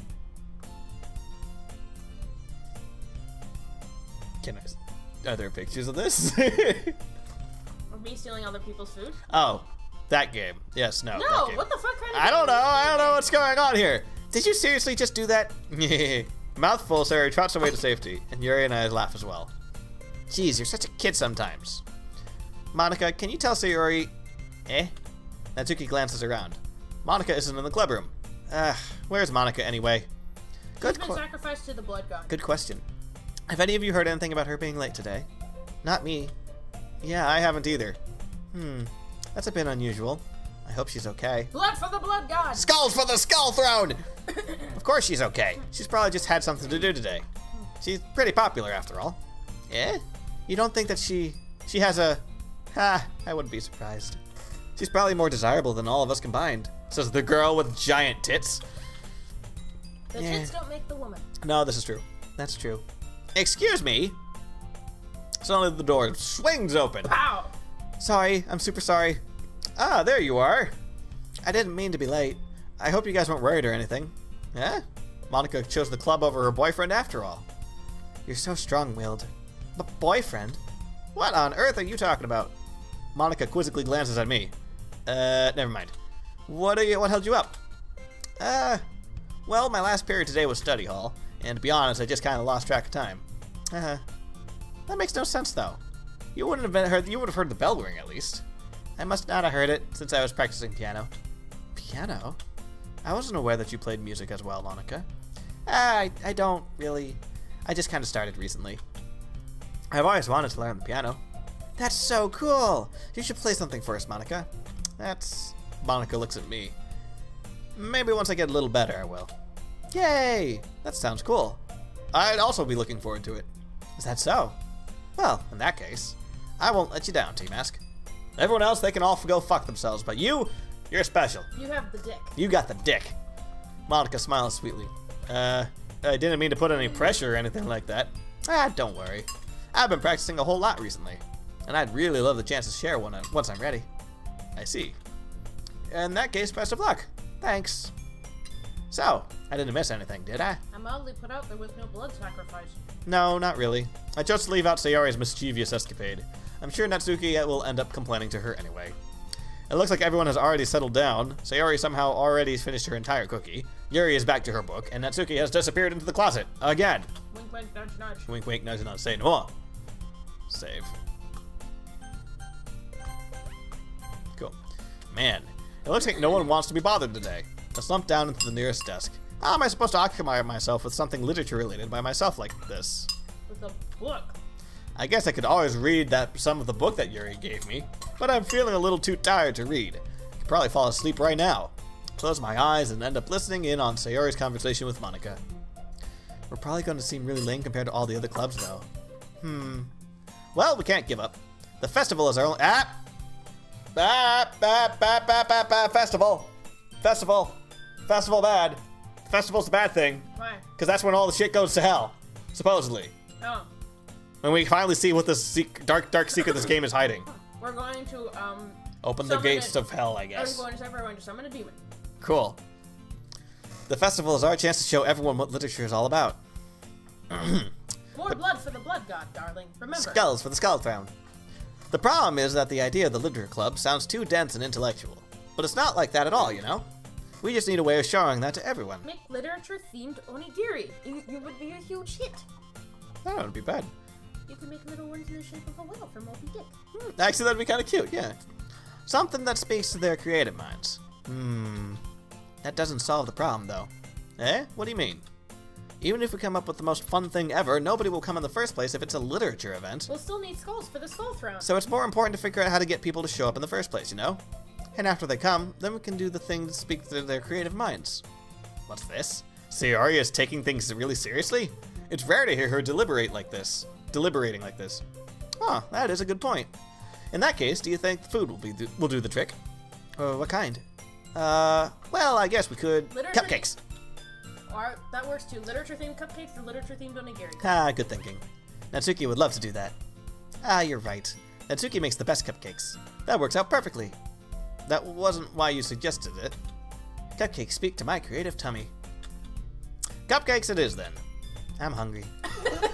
Anyway, we still need to work out the details of the event itself. I find myself smiling. In the end, Sayori is still her usual self, but therein lies the unexpected reason why I admire her. Unlike me, who has trouble finding any motivation at all. Except to fuck. Sayori can put her mind to things and make them come to life. I suppose that's why... Why did we word it that way? Sayori can put her mind to things and make them come to life? Blood for the blood god, skulls for the skull throne. What sort of reality-bending shenanigans are you about to get into? I suppose that's why I ended up letting her get in my case about things. I can't help but wonder what it would be like to see the world through her eyes. Wow, Jesus Christ! Everything is covered in green slime. Good Lord. What? Bobby!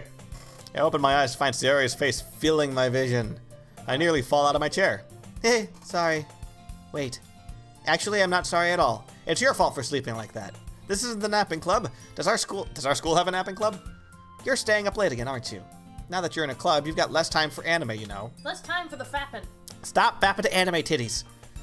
You'll need to get used to it. Don't say that so loud. I glance over my shoulder to see if Monica's overheard. It's true, though. Yeah, I know. You're always just looking out for me, Sayori. Why aren't they dating yet? They clearly are the most coupley out of everyone. It's what I do best. That's a problem. What about you? You look out for me better than you look out for yourself. You're still oversleeping every day, aren't you? Not every day. That's not very convincing. How many days this past week have you gotten up on time? It's a secret. I knew it. Come on. At least give me the benefit of the doubt. Let me take a picture of that. Oh, it's not. Echo says nope, but I don't know what for. Can't even do that. No skull throne? Look, Sayori, it's written all over you. Eh? Sayori glances around at herself. How is it written all over me? You were clearly in a rush this morning. Look, your hair is sticking out around here. I run my fingertips down the side of Sayori's hair, trying to straighten it out. Man, you really need a brush for this. My hair is just really hard to get right. I won't fall for that. There's more than just your hair. Look, your bow isn't straight either. Sherlock? There's a toothpaste stain on your collar right here. I try to wipe off the stain with my finger. But nobody would ever notice that. Of course they would. Nobody's gonna tell you about it because they don't want to embarrass you. But I don't give a shit. I think so little of you that I'm gladly happy to embarrass the fuck out of you. Fortunately, I don't really care about that. I really don't care about boundaries. And you don't even keep your blazer buttoned up. Seriously, Sayori, why do you think that you don't have a boyfriend yet? Okay. Thank you, Echo. Wow, he's negging her. Jesus Christ, dude. He's negging her. He really is That's a nice super guy. mean. Or pickup artist. Maybe that's why you don't have a boyfriend yet. But I'll be your boyfriend. Yeah, fuck. I told you, that's why he's negging her. Some disgusting shit, dude. Yeah, negging is really gross. It really is. Don't neg, by the way. That's a terrible way to get someone to date you. You can't get people to do what you want by insulting them. Be nice. It's not hard, people. Sorry, but you'll thank me later, he says. I start to button her blazer from the bottom. That's a little intimate. Please back off. Once you know how much better it looks, you'll change your mind. If you only smiled just a little bit more, I'm sure that you would do just fine. Whoa! Jesus Christ! Zoom? There we go. Show more of your cleavage. Yeah. Open up the button. Yeah, sure, why not? I'll take a screenshot of that, too. How did she miss that button? This is so funny. What is? Well, I was just thinking about how weird it would be to have a friend who does these kinds of things. Huh? Don't say that. You'll make me feel weird about it, stupid. Smack. It's okay, though. I'm happy we're like this. He wants your D hardcore, dude. Damn, dude, look at that sweat. Aren't you? I guess. Hey, be careful. The button might come off, and then I might expose my boobs to you. Why is this one so hard to close?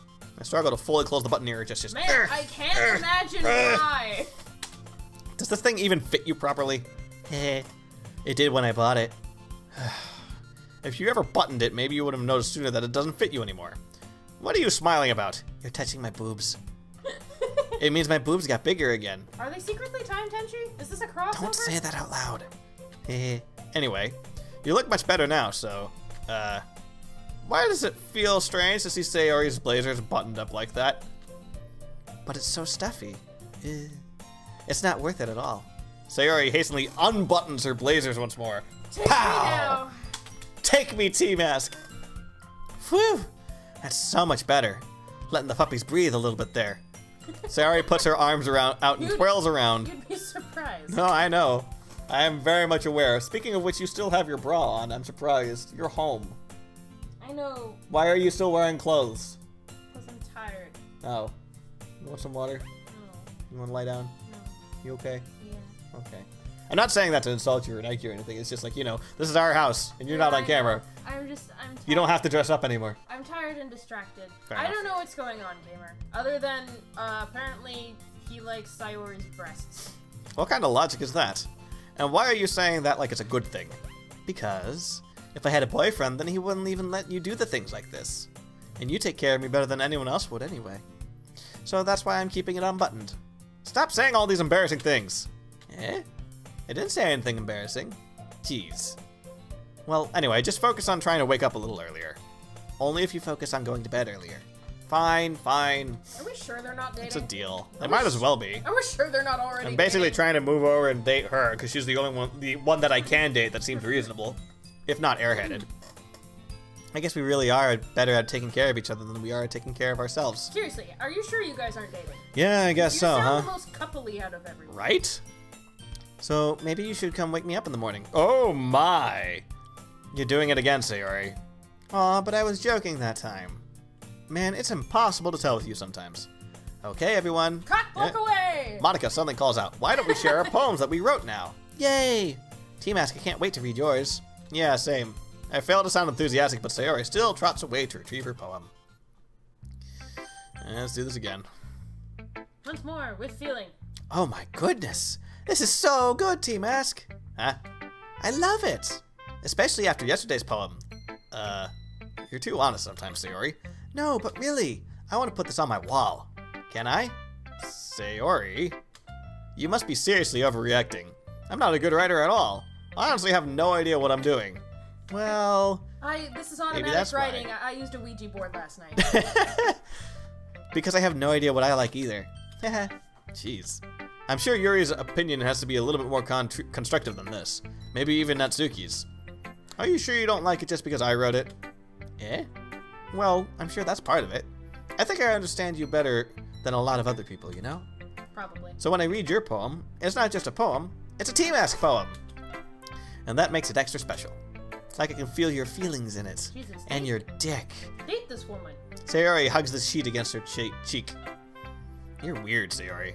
Because sometimes the girls have to breathe, gamer. Yeah, a girl who intentionally have her shirt unbuttoned. Why? Because boobs get hot and sweaty just like your dick does.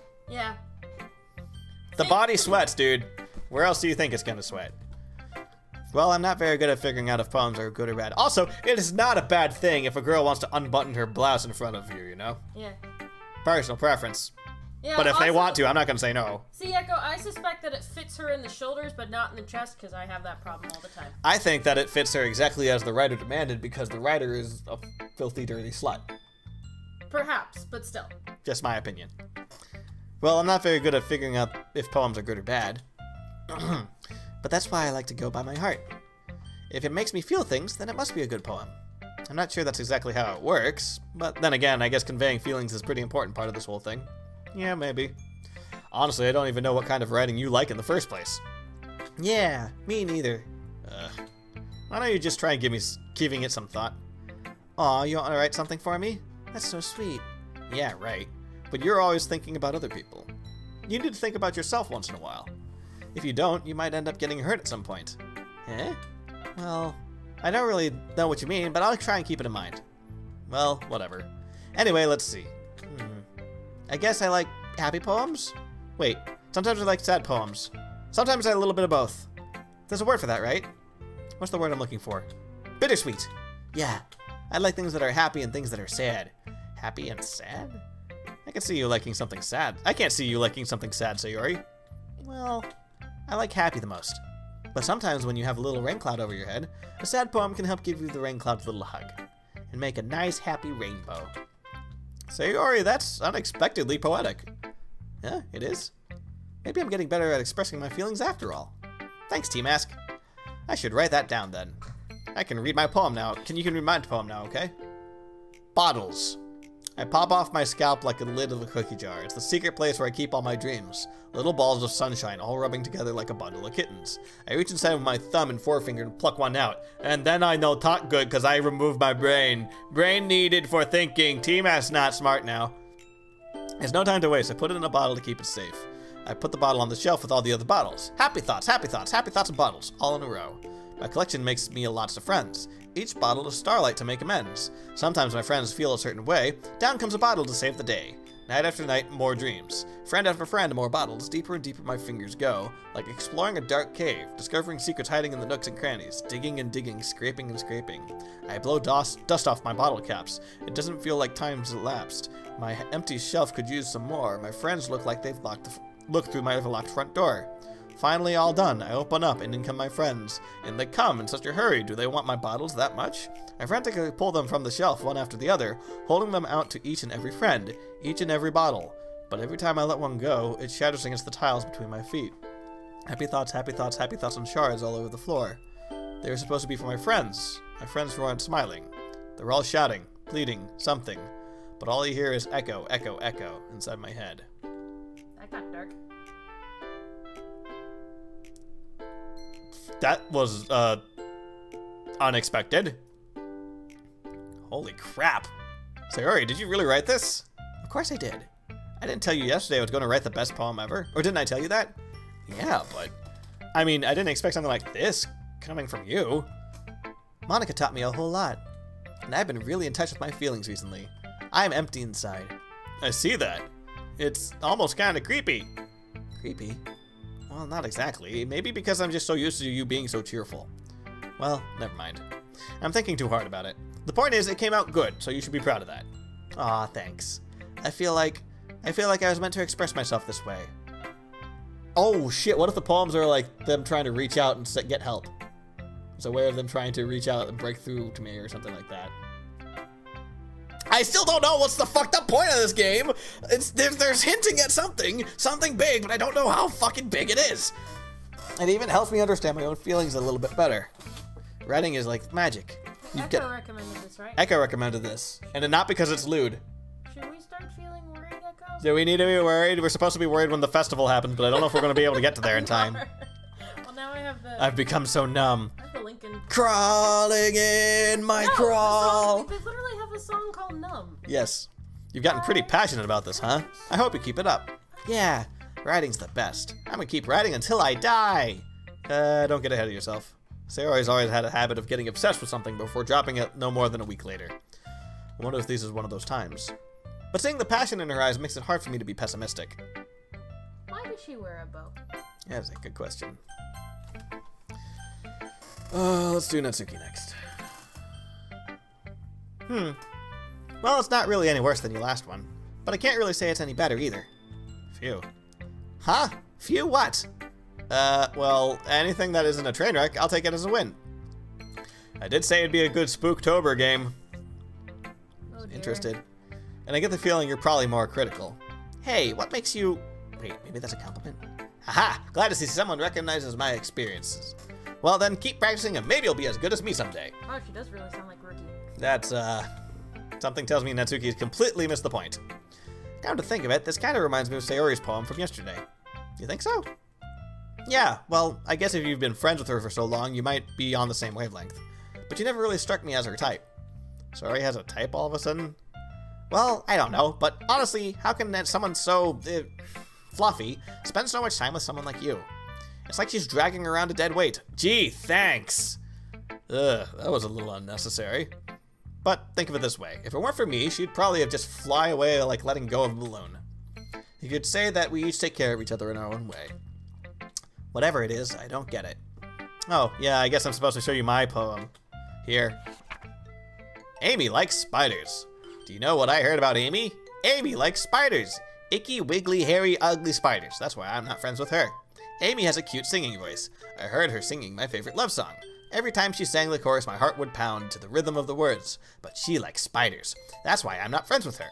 One time, I hurt my leg real bad. Amy helped me up and took me to the nurse. I tried not to let her touch me. She likes spiders, so her hands are probably gross. That's why I'm not friends with her. Amy has a lot of friends. I always see her talking to people. She probably talks about spiders. What if her friends start to like spiders too? That's why I'm not friends with her. Doesn't matter if she has hobbies. It doesn't matter if she is private, or she keeps it private. Doesn't matter if she doesn't hurt anyone. It's gross. She's gross. The world is better off without spider lovers. I'm gonna tell everyone. Well, good metaphors. Topical. This feels like high school. I was gonna say that felt like a metaphor for gayness, but I wasn't gonna go there, but yeah, I could see that. It's her secret of some sort. Actually, yeah, no, now that you mentioned it, I could totally see that. Weird 1960s sort of vibe there. Yeah. Not bad, right? It's quite longer than yesterday's. Yesterday was way too short. I was just warming up. I hope you didn't think I was the best I could do. No, of course not. Anyway, the message is pretty straightforward in this poem. I doubt I have to explain it. Sometimes you can explain complicated issues with much simpler analogies. It helps people realize how stupid they're being. Like, anyone would agree that the subject of this poem is an ignorant jerk. Do you know people like that? Of course. It's about how everyone thinks my... What? That doesn't matter. It can be about anything. Are you a lesbian? Is she in lesbians? Are you queer? Does she go to in lesbians with another in lesbians? I wrote it to be easy to relate to. Everyone has some sort of weird hobby or guilty pleasure. Something that you're afraid of people find out that make fun of you or think less of you. That just makes people stupid. Who cares what someone likes? As long as they're not hurting anyone, it makes them happy. Hey, it's my lifestyle. Look at that. I think people who really need to learn to respect each other for liking weird things. Rule number 1, don't be a dick. Well, you're definitely right. At least I can relate to that. And I'm sure a lot of people can too. That's what I do best, after all. I don't like writing unless there's a good message to take away from it. Like, conveying emotions is important, but I want people to think, not just feel. Remember that. I'm gonna write a good one for tomorrow too, so look forward to it. Alright, Yuri. We'll go through everyone in this day and that'll be the end of it. First time reminds me of a particular poet, and I can't put my finger on which one. Is it my turn? Let's see how it compares to yesterday's. I see. It's a bit different. I respect you for trying different things, Tmask. It's not good, is it? Were you inspired by Natsuki's poem? Or Sayori's, perhaps? Well, I guess you could say that. I thought so. I'm happy for you. You don't need to find inspiration in my poems. I write them for myself, not for anyone else. So I don't really need for people to like them or anything. Yuri! Eh? I'm sorry for being blunt, but you're overthinking this a little. Just because our styles are different doesn't mean I dislike your poems. In fact, if I tried to do something in your style, I would probably do a terrible job. I see. I'm sorry. My stupid mind, it likes to do that sometimes. Anyway, you don't need to be afraid to be a little more daring. Metaphors can go a long way. Don't feel like you need to work your brain like turning in a bunch of gears. Try letting your mind wander through your feelings, and write down the things that you see and hear. Excuse me. Yeah, I'm doing okay. That's one way to truly enable your readers to see into your mind. That's a very intimate exercise. Like masturbation. I see. That was a clearly What? That was a certainly interesting technique. Thanks for sharing. I have, well, an example of that if you'd like to read it. Of course! Is this the poem that you wrote for today? Yuri nods and timidly hands me her poem. The Raccoon. It happened in the dead of night, while I was slicing bread for a guilty snack. My attention was caught by the scuttering of a raccoon outside my window. That was, I believe, the first time I noticed my strange tendencies as an unordinary human. I gave the raccoon a piece of bread. My subconscious, well aware of the consequences, well aware that a raccoon that is fed always comes back for more. The enticing beauty of my cutting knife was the symptom. The bread, my hungry curiosity. The raccoon, an urge. The moon increments its phase and reflects that much more light cut off my cutting knife. The very same light that glistens in the eyes of my raccoon friend. I slice the bread, fresh and soft. The raccoon becomes incited. Or perhaps I'm merely projecting my emotions onto the newly satisfied animal. The raccoon has taken to following me. You could say that we've grown quite used to each other. The raccoon becomes hungry more and more frequently, so my bread is always handy. Like, it's torture, like constantly, you know, the needs, addiction, more and more. Every time I brandish my cutting knife, the raccoon shows me its excitement. A rush of blood. Classic Pavlovian conditioning. I slice the bread and I feed myself again.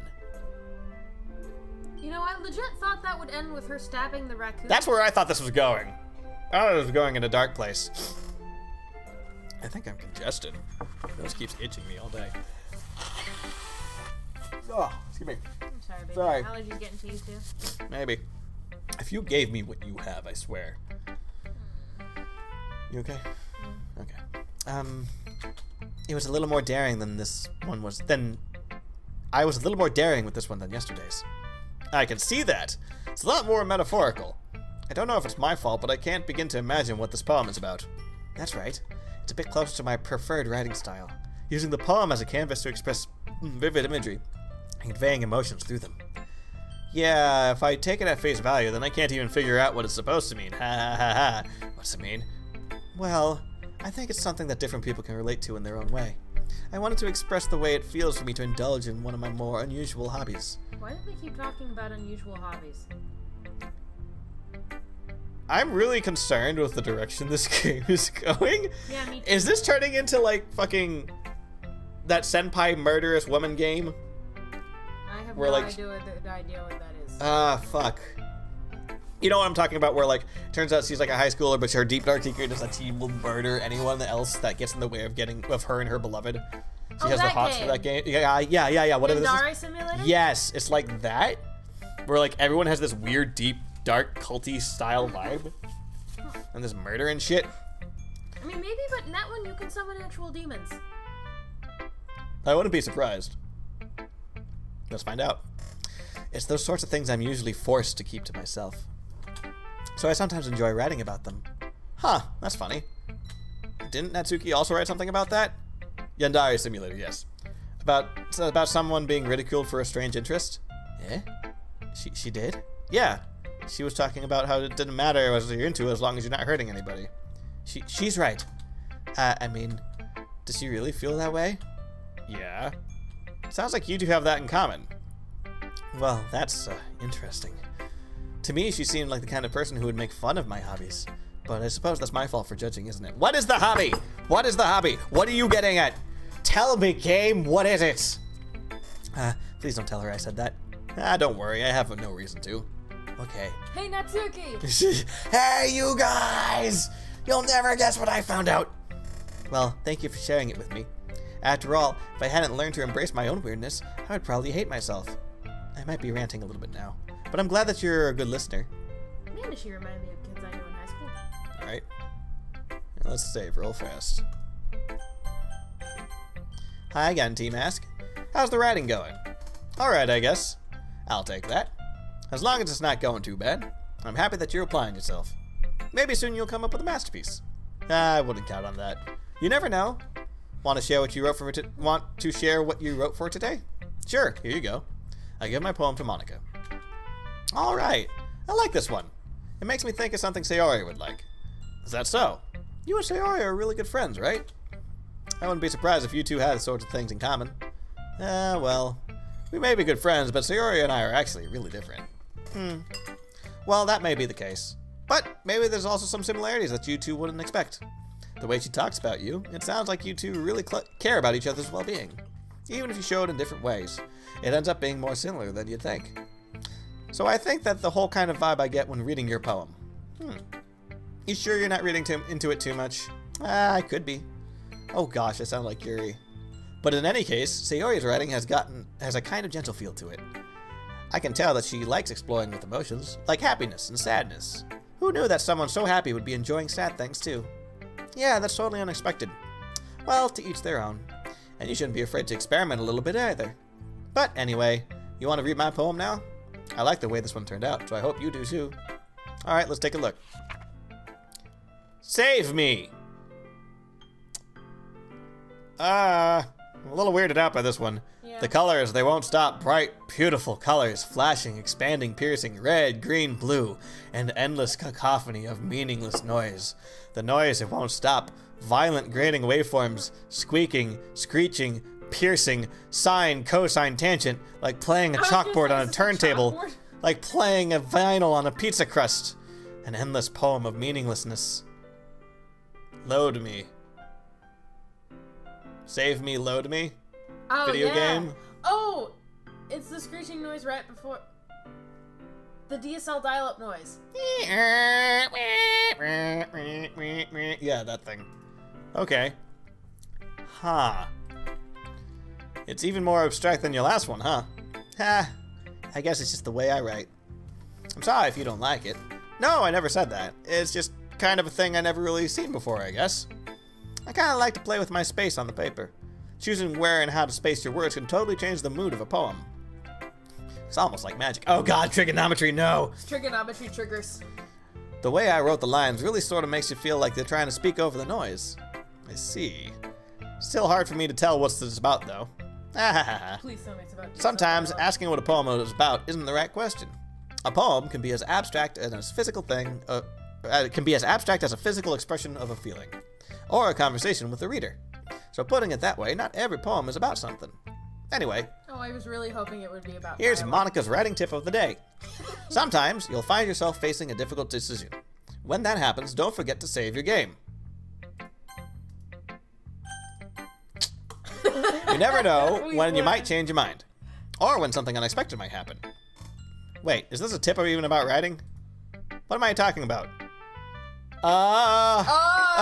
We getting self-aware here? That's my advice for the day. Oh my god, what does this remind Thanks me of? for listening.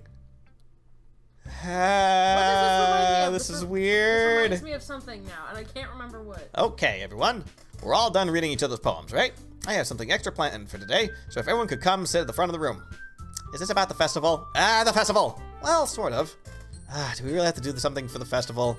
It's not like we can pull together anything good in just a few days. We'll just end up embarrassing ourselves instead of getting any new members. That's a concern of mine as well. I don't really do well at last-minute preparations. Don't worry so much. We're going to keep it simple, okay? We won't need any more than a few decorations. Sayori has been working on the posters, and I've designed some pamphlets that we can give out during the event. Self-sacrifice and you. How you can give yourself to the Lord Cthulhu in 5 easy steps. Gamer, I'm scared. Fourth wall breaking. Gamer, I'm nervous. Gamer, we're scared. See, the thing is, we've already gone over time.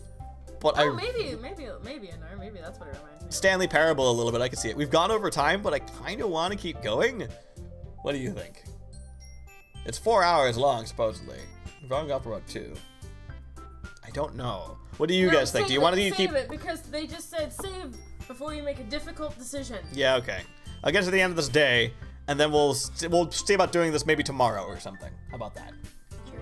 Sound okay? I think that'd be fun. This is enough to get you guys enticed to find out what the hell's going on. It better be a big twist at this point.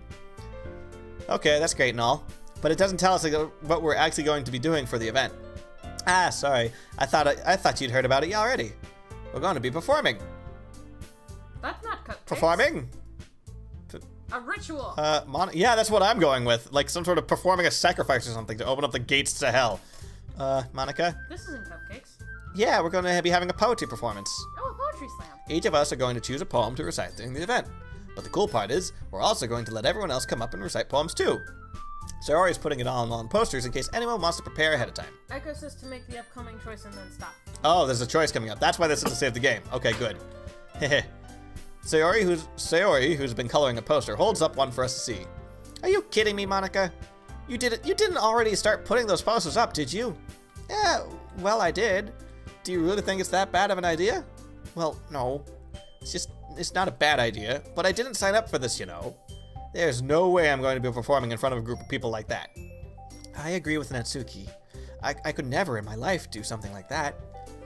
Imagining it, Yuri shakes her head in fear. Guys.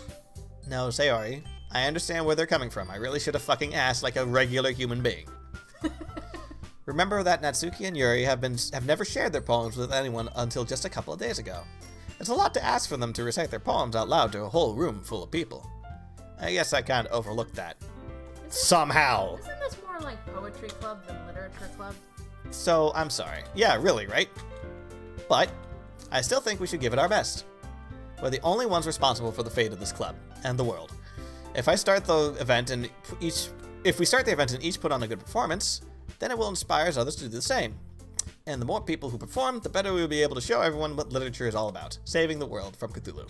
Yeah. Like the end of Berserk where all hell breaks loose. It's about expressing your feelings, being intimate with yourself, finding new horizons in your pants, and having fun in your pants. That's right. And so for those reasons that we're all in this club today. Don't you want to share that with others? To inspire them to find out the same feelings that brought you here in the first place? You know you do. I know you do. I know we all do. And if all it takes is standing in front of the room for 2 minutes and reciting a poem, then I know you can do it. Natsuki and Yuri remain silent. Quick, who is the best girl? Echo, Sayori. Echo, why are you asking this question? Sayori, probably. Why? Echo. Wait, why are you asking this? Wait. Echo. Wait. No one's gonna die, right? Sayori looks worried. I guess that leaves me no choice. I agree. I don't think it's too much to ask. I think that Sayori and Monica have Sorry, I should probably take a break. I think that Sayori and Monica have been trying really hard to get new members. The least we could do is help them out a little bit. Well, maybe, but it looks like Natsuki doesn't have any arguments left. Yeah, okay, fine. I guess I'll just have to get it over with. All right. Phew. Thanks, Natsuki. What about you, Yuri? Yuri dejectedly glances around at everyone else's expectant faces. You'll be given a choice. Ah. Why is it so cryptic? Sigh.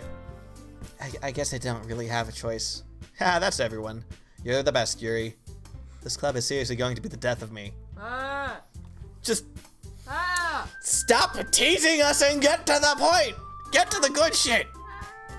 Oh my gosh. You'll be fine, Yuri. But anyway, let's move into the main event. I want each of you to choose a poem of yours. We're going to practice reciting them in front of each other. No way! Monica, this is too sudden. Well, if you can't recite your poem in front of the club, how do you expect to do it in front of strangers? Oh no. Don't worry. I'll start off to help everyone else feel a little more comfortable. Can I go next? Of course. Now let's see. Monica flips through her notebooks to the specific poem she has in mind for herself. She then stands behind the podium. The title of this poem is The Way They Fly. Ahem. Monica begins reciting her poem. Her clear, confident voice fills the room. More than that, her inflection is pristine. She knows exactly how to apply emotion beneath each line she recites, bringing the words to life. Is this something she's done before, or is she simply a natural? I glance around me. Everyone has their eyes on Monica. Sayori looks amazed. Yuri has an intense expression on her face that I don't understand.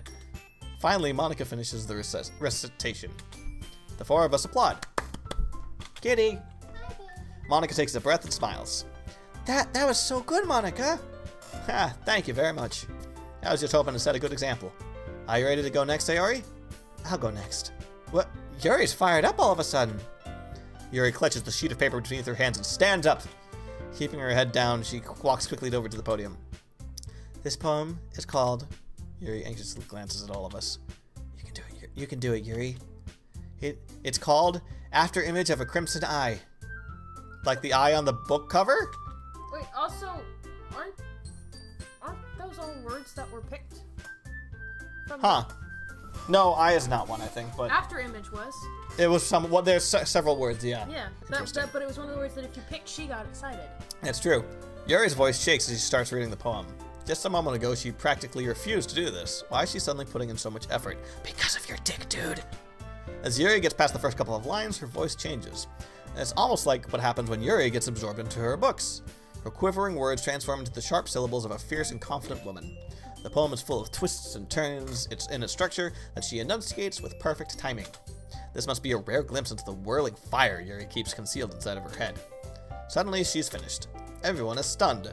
Yuri snaps back into reality and glances around her as if she's bewildered even herself. It's up to me to save the situation instead of everyone else. I'm the first to start applauding. Everyone joins me afterwards and we give Yuri the recognition she deserves. It's not that we didn't want to applaud her, but we were caught so off guard that we must have forgotten. As we applaud, Yuri holds the poem to her chest and rushes back into her seat. Yuri, that was really good. Thank you for sharing. Looks like Yuri is down for the count. Okay, I guess I'm next then. So Yuri hops out of her chair and cheerfully walks to the podium. This one's called My Meadow. Sorry, I giggled. Hee. Sayori. It's a lot harder than I thought. How do you guys do it so easily? Try not to think of it like you're reciting to other people. Imagine you're reciting it to yourself, like in front of a mirror, or in your own head.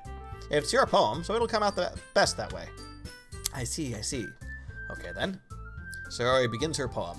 Somehow it feels like her soft voice has made was made as a perfect match. The poem isn't aimlessly cheery like Sayori is. It's serene and bittersweet. If I were to read this on paper, I probably wouldn't think much of it, but hearing it come from Sayori's voice almost gives it a whole new meaning. Maybe this is what Sayori meant when she said she likes my poems. It's like I get to reach more deeply into someone I thought I knew through and through. Slam poetry is cool, you guys. Well, we had a little bit of that in Night in the Woods with Selma. Oh yeah, that's true. That was cool. That was a good game. Sayori finishes and we applaud. I did it! Good job, Sayori!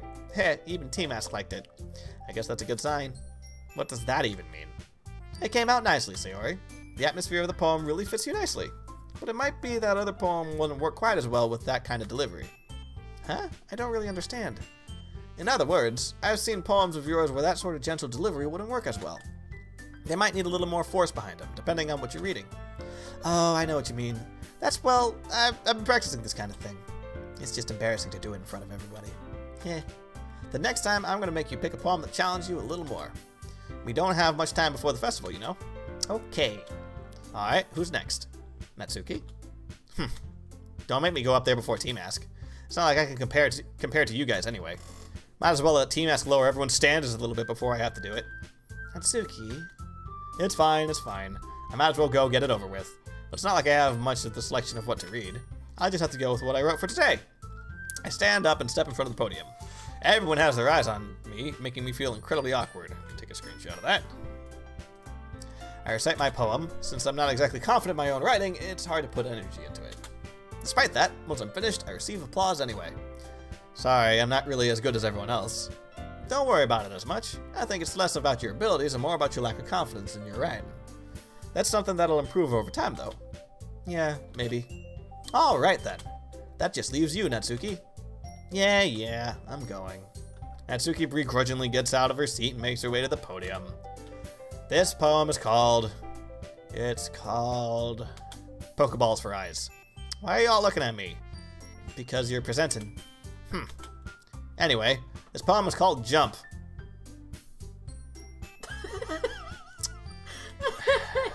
Natsuki takes a deep breath. Do a flip! Once she starts reciting the poem, her sour attitude disappears a little. While she's still a little unenthused, her poem has a rhythm and rhyme to it. It's Natsuki's trademark style, and it works surprisingly well when spoken aloud. Need some bongos. And I stop. I'm thinking of the Goofy movie bongos slam poetry scene. Yeah.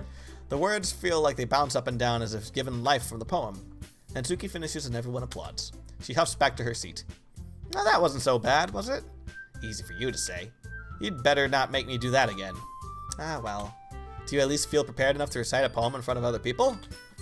Just imagine reading the random 20 words you selected. Death. Crimson. Insufferable. Marriage. Puppy. Marriage. Butterfly. Butterfly. I mean, doing it in front of other people will be way easier. I can put on whatever face I want to other people, but when it's just my friends, it's just embarrassing. Well, that's a surprise, Natsuki. I think it would be the other way around for me. Well, that's just how it is, so... Well, I guess in that case, you won't have to worry so much about the festival.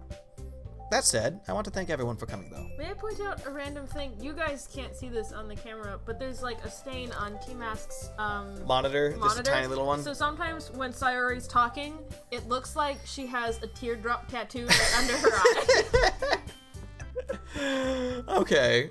Well, I can see that sometimes. It might be it might be hard, but I hope that you all have an idea of what it's like now. Make sure you pick a poem and get enough practice before the festival, okay? Just gonna save. I'll make pamphlets, so let me know ahead of time what you want to be reciting. Jeez. Should probably find some other poem to recite then. That's fine too. Doesn't have to be your own. I'm already pleasantly surprised that you put in all this effort for the club. It makes me really happy. Climax. Destruction. This is the like best word association poetry. Thanks, guys. Yeah, no problem. Okay, everyone. I think that's about it for today. I know the festival's coming up, but let's try to write our poems for tomorrow as well. It's working out real nicely so far, so I'd like to continue that. As for the festival, we'll finish planning tomorrow, and we'll have the weekend to prepare. Monday is the big day. I can't wait. I can do this. I can do this. All right. Stand up. There's no way I'll be able to find the same enthusiasm as Sayori and Monica, but I'll do my best to get through it. It is for the sake of the club, and impressing Monica. I'll have to do my best. Ready to go, Sayori? Yep. Look at you two, always going home together like that. It's kind of adorable, isn't it? Heh. Jeez, guys. Don't make such a big deal out of it, Baka. It must have been a little nice, though. Or it must be a little nice, though. Well, how am I supposed to respond to that? It's okay, Tmask. You don't have to say it. Whatever. Let's just go already. Say what? I'm a guy. I don't do well with feelings. I walk home with Sayori once more.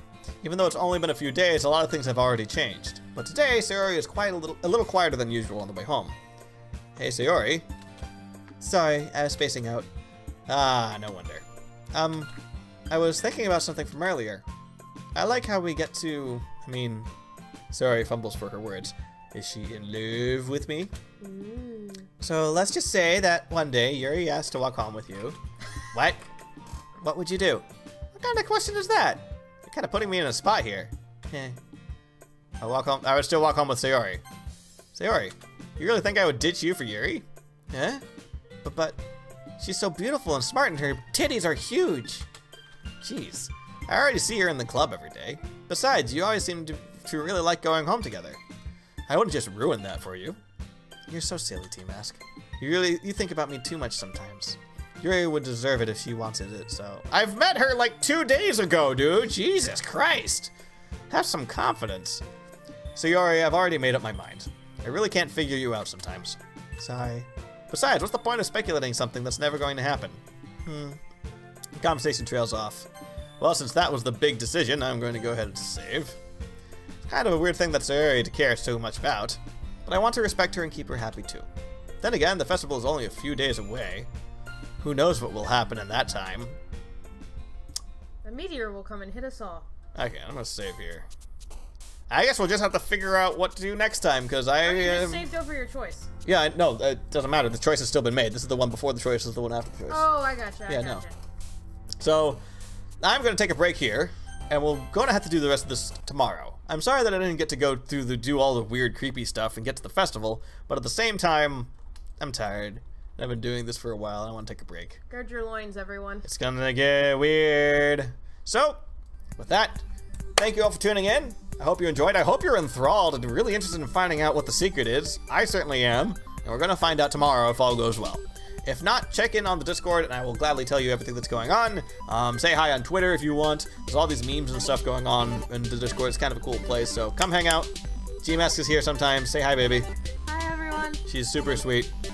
That's it. I'll see you guys next time. Good night.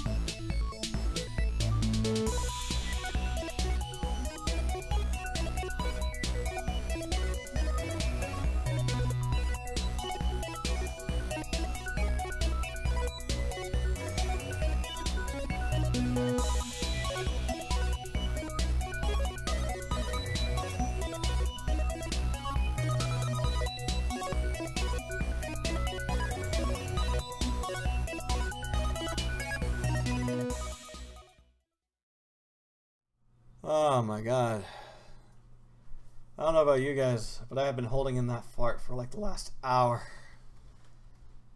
Oh, I know that's disgusting, but I don't care. I just feel so much better. Don't talk and fart at the same time, kids. It's bad for you.